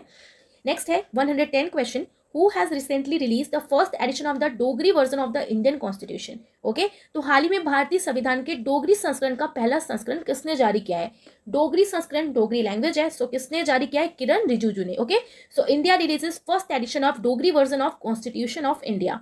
Okay, so option C is the correct answer. So minister of law, justice and parliamentary affair Kiren Rijiju has release the first edition of Dogri version of constitution. Okay, so Dogri version का कॉन्स्टिट्यूशन रिलीज किया है कहां पर? यूनिवर्सिटी ऑफ जम्मू में। किसने? किरण रिजिजू ने। Okay, Dogri language जो है इसकी बात की गई है 8th शेड्यूल कॉन्स्टिट्यूशन में इन 2003 में की गई थी। State government has recently launch Sanjeevani project to support dairy farmer. किस राज्य सरकार ने हाल ही में डेयरी किसानों को समर्थन देने के लिए संजीवनी परियोजना शुरू की है? तो संजीवनी परियोजना देखिए किसने शुरू की है? हिमाचल प्रदेश ने। संजीवनी बूटी लेनी जानी होगी तो कहाँ जाएंगे? हिमालय पे, तो हिमालय हिमाचल प्रदेश हो जाएगा। Okay, so option C is the correct answer. अब देखिए Himachal Pradesh government is going to start a new project Sanjeevani to ensure that livestock is provided quality treatment in a time bound manner and the farmer is saved from additional expenses like traveling to the point of care, having quality medicines. Okay, तो ये जो संजीवनी project है किसके लिए है? तो ये mainly किसानों के लिए है। ओके, जो भी उनका एडिशनल खर्च होता है उसको सेव करने के लिए, जो वो एक जगह से दूसरी जगह जाते हैं, ओके, मेडिसिन खरीदने के लिए, इन सब चीज़ों के लिए, राइट, जो डेयरी किसान है उनके लिए। सो इसलिए इसको लॉन्च किया है हिमाचल की गवर्नमेंट ने, संजीवनी परियोजना। ठीक है, तो ऐसे आपको ध्यान रखना है। बात हो रही है देखिए हिमाचल प्रदेश की। सो कांगड़ा टी जो है इसको रिसेंटली जीआई टैग दिया गया है, जो हिमाचल प्रदेश का है। नारी को नमन स्कीम ये हिमाचल प्रदेश की है। Pong Dam Wildlife Sanctuary Himachal Pradesh में है। Great Himalayan National Park is also in Himachal Pradesh. Okay, question number 112 is which has been declared as the best maintain tiger reserve recently. हाल ही में किसे सर्वश्रेष्ठ अनुरक्षित टाइगर रिजर्व घोषित किया गया है? ओके, तो किसकी बात हो रही है? Maintain tiger reserve. तो मेंटेन टाइगर रिजर्व कौन? हर चीज में मेंटेन कौन है? आगे रहता है केरला। सो केरला का Periyar tiger reserve. So option B is the correct answer. Okay, so देखिए according to 5th cycle of management effectiveness evaluation हुआ है carried out by tiger census. So tiger census release हुआ है रिसेंटली, अभी उसे भी अभी हम आगे पढ़ने वाले हैं, राइट। सो ध्यान रखना है आपको। मेंटेन टाइगर रिजर्व रिसेंटली में किसको डिक्लेयर किया गया? पेरियार टाइगर रिजर्व केरला का। 113 question is recently the first photographic evidence of tiger has been recorded in the Suhelwa sanctuary of which state. तो हाल ही में किस राज्य के सुलेवा अभ्यारण्य में बाघों का पहला फोटोग्राफिक साक्ष्य मिला है कि हाँ यहाँ पर टाइगर हैं? तो कहाँ पर? उत्तर प्रदेश में। तो सुहेलेवा का सेंचुरी कहाँ पे है? उत्तर प्रदेश में। So option B is the correct answer. Okay, so according to a recent census report on tiger, तो जो टाइगर का सेंसस रिपोर्ट आई है, ओके, उसके अकॉर्डिंग सुलेवा वाइल्ड लाइफ सेंचुरी जो है रिसेंटली अभी आइडेंटिफाई किया गया है यहाँ पर किसकी प्रेजेंस? टाइगर्स की presence. Okay, sanctuary was established in 1988 and it is located in Shravasti, Balrampur and Gonda district of Uttar Pradesh. तो इसके पास में ये सेंचुरी लोकेटेड है, राइट। अब हम देख लेते हैं टाइगर सेंसस जो हुआ है इस बार recently. So top 3 states with the highest population of tigers in India. तो टॉप 3 स्टेट्स कौन सी हैं जिसमें हाईएस्ट पॉपुलेशन है टाइगर्स की? Okay, so Madhya Pradesh, Karnataka and Uttarakhand. Okay, Madhya Pradesh, Karnataka and Uttarakhand, MKU। ठीक है, ध्यान रखना है आपको। According to the latest tiger census data released, the tiger population in India has reached 3,167। अब आपको यहाँ पर एक बात याद रखनी है कि जो लेटेस्ट जो टाइगर सेंसस हुआ है इसके अकॉर्डिंग जो इंडिया की टाइगर की पॉपुलेशन है वो 3,167 पहुंच चुकी है। Okay, we celebrate 29 July as international tigers day. Project tiger is also related to tiger conservation programme होता है ये एक, जो लॉन्च हुआ था April 1, 1973 में। तो डायरेक्ट आपसे कभी कभी क्वेश्चन पूछा जाता है एग्जाम में, प्रोजेक्ट टाइगर कब लॉन्च किया गया? 1973 में। ओके, या 1973 में कौन सा एनवायरमेंट के लिए काम किया गया था? तो आपको ध्यान रखना है प्रोजेक्ट टाइगर आया था, right. And increase the tiger population in the country. 70% increase हो चुका है टाइगर का population.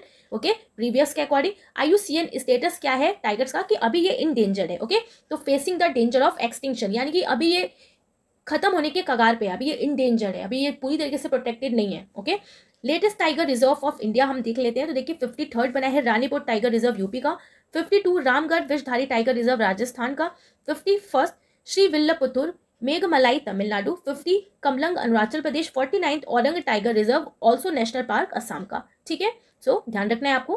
Question number next is which city will host the first global Buddhist conference recently. हाल ही में कौन सा शहर पहले वैश्विक बौद्ध सम्मेलन की मेजबानी करेगा? तो देखिए पहले बौद्ध सम्मेलन की मेजबानी की है न्यू दिल्ली ने। ओके, तो option B is the correct answer. अब देखिए ये फर्स्ट ग्लोबल बुद्धिज्म समिट है। अब देखिए कोई भी चीज पहली बार होती है ओके ग्लोबल लेवल पे, वर्ल्ड लेवल पे, तो हमारी नेशनल कैपिटल में ही होती है, दिल्ली में ही होती है। तो ये भी दिल्ली में ही हुई है। Okay, held in Delhi, Buddhist monk and other from 30 countries are expected to attend the event. कई सारे लोगों ने इसमें पार्टिसिपेट भी किया है। Event organise by international Buddhist conference ने इस इवेंट को ऑर्गेनाइज किया है। थीम क्या है इसकी?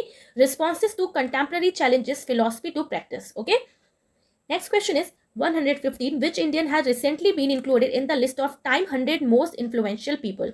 हाल ही में टाइम की 100 सबसे प्रभावशाली लोगों की सूची में किस भारतीय को शामिल किया गया है?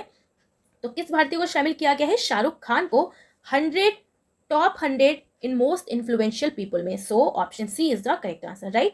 सो देखिए along with Shahrukh Khan SS Rajamouli director of RR movie, okay, जिससे RR मूवी को रिसेंटली कई सारे अवार्ड भी मिले हैं इसके सॉन्ग्स के लिए भी।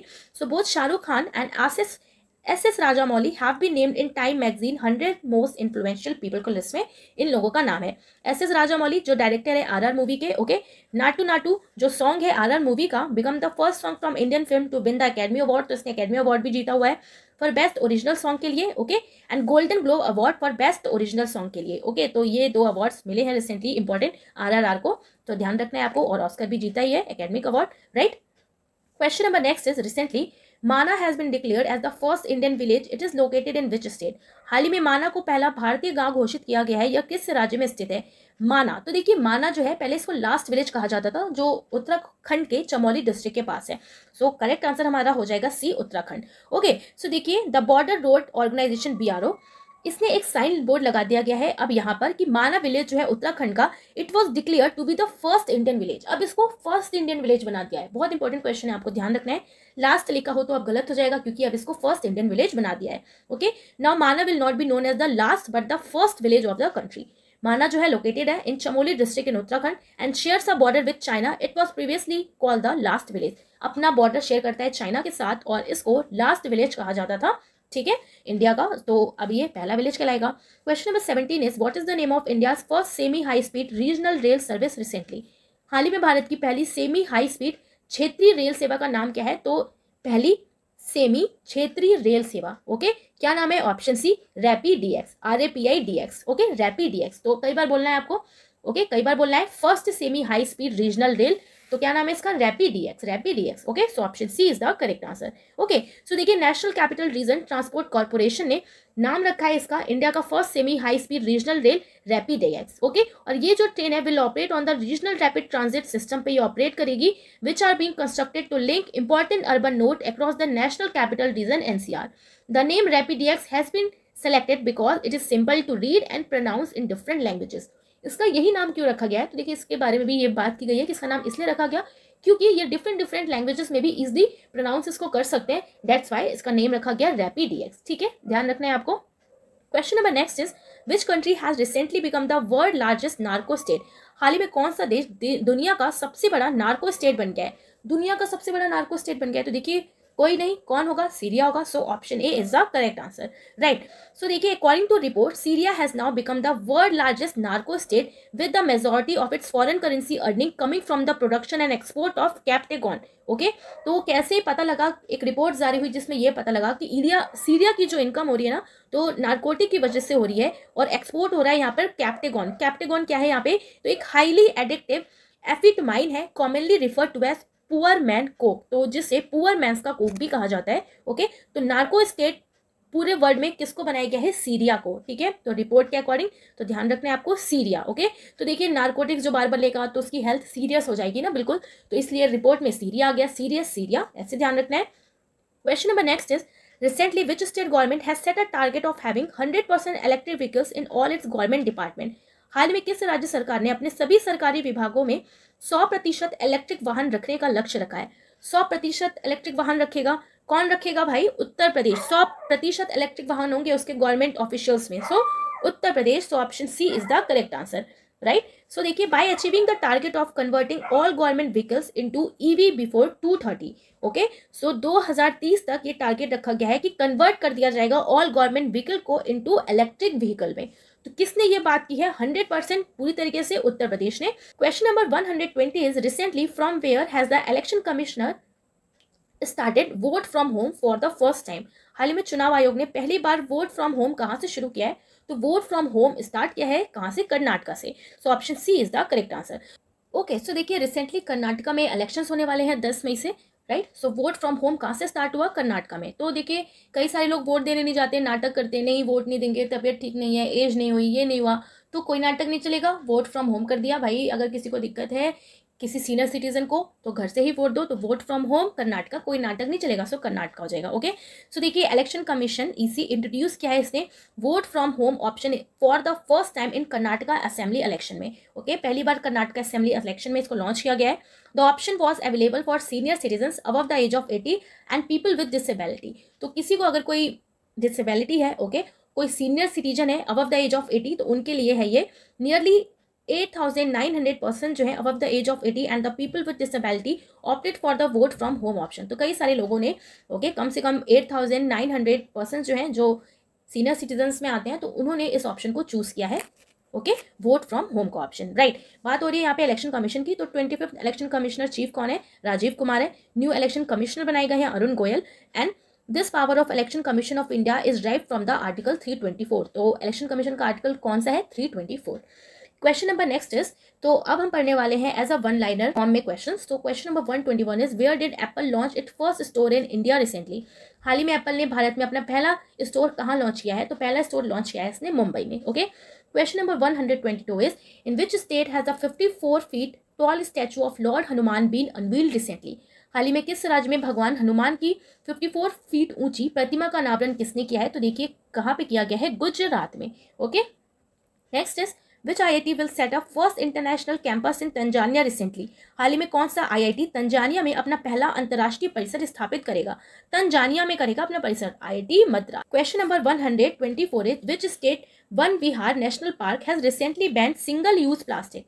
किसने रिसेंटली, किस वन्य विहार राष्ट्रीय उद्यान ने सिंगल यूज प्लास्टिक प्रतिबंध लगाया है, बैन लगाया है? तो मध्य प्रदेश ने। ओके, सिंगल यूज प्लास्टिक भी आप यूज नहीं कर सकते, Madhya Pradesh. Question number next is, and आज का ये लास्ट क्वेश्चन है, which company become 13th Navratna company of India. तो 13वीं नवरत्न कंपनी कौन बनी है इंडिया की? तो RVNL बनी है, यानी कि रेल विकास निगम लिमिटेड, जो 13th नवरत्न कंपनी बनी है इंडिया की। ओके, सो देखिए जितने भी इंपॉर्टेंट क्वेश्चंस हैं अप्रैल 2023 में वो आज हमने यहाँ पर कवर कर लिए हैं एंड आई होप आपको बहुत अच्छे से समझ और याद भी हो गया होगा। तो इसी वीडियो से आपके लिए क्वेश्चन है और आपको कमेंट करके बताना है, recently in which district of Uttar Pradesh the world first Asian king vulture conservation centre has come up. उत्तर प्रदेश के किस जिले में विश्व का पहला एशियाई राज गिद्ध संरक्षण केंद्र स्थापित किया गया है? ओके, करेक्ट आंसर आपको बताना है, बहुत इंपॉर्टेंट क्वेश्चन है। ओके, तो अगर आपको इस वीडियो का PDF चाहिए तो आप लर्न विद ट्रिक्स चैनल से जुड़ सकते हैं। सो मिलेंगे आप नेक्स्ट वीडियो में। Thanks for watching.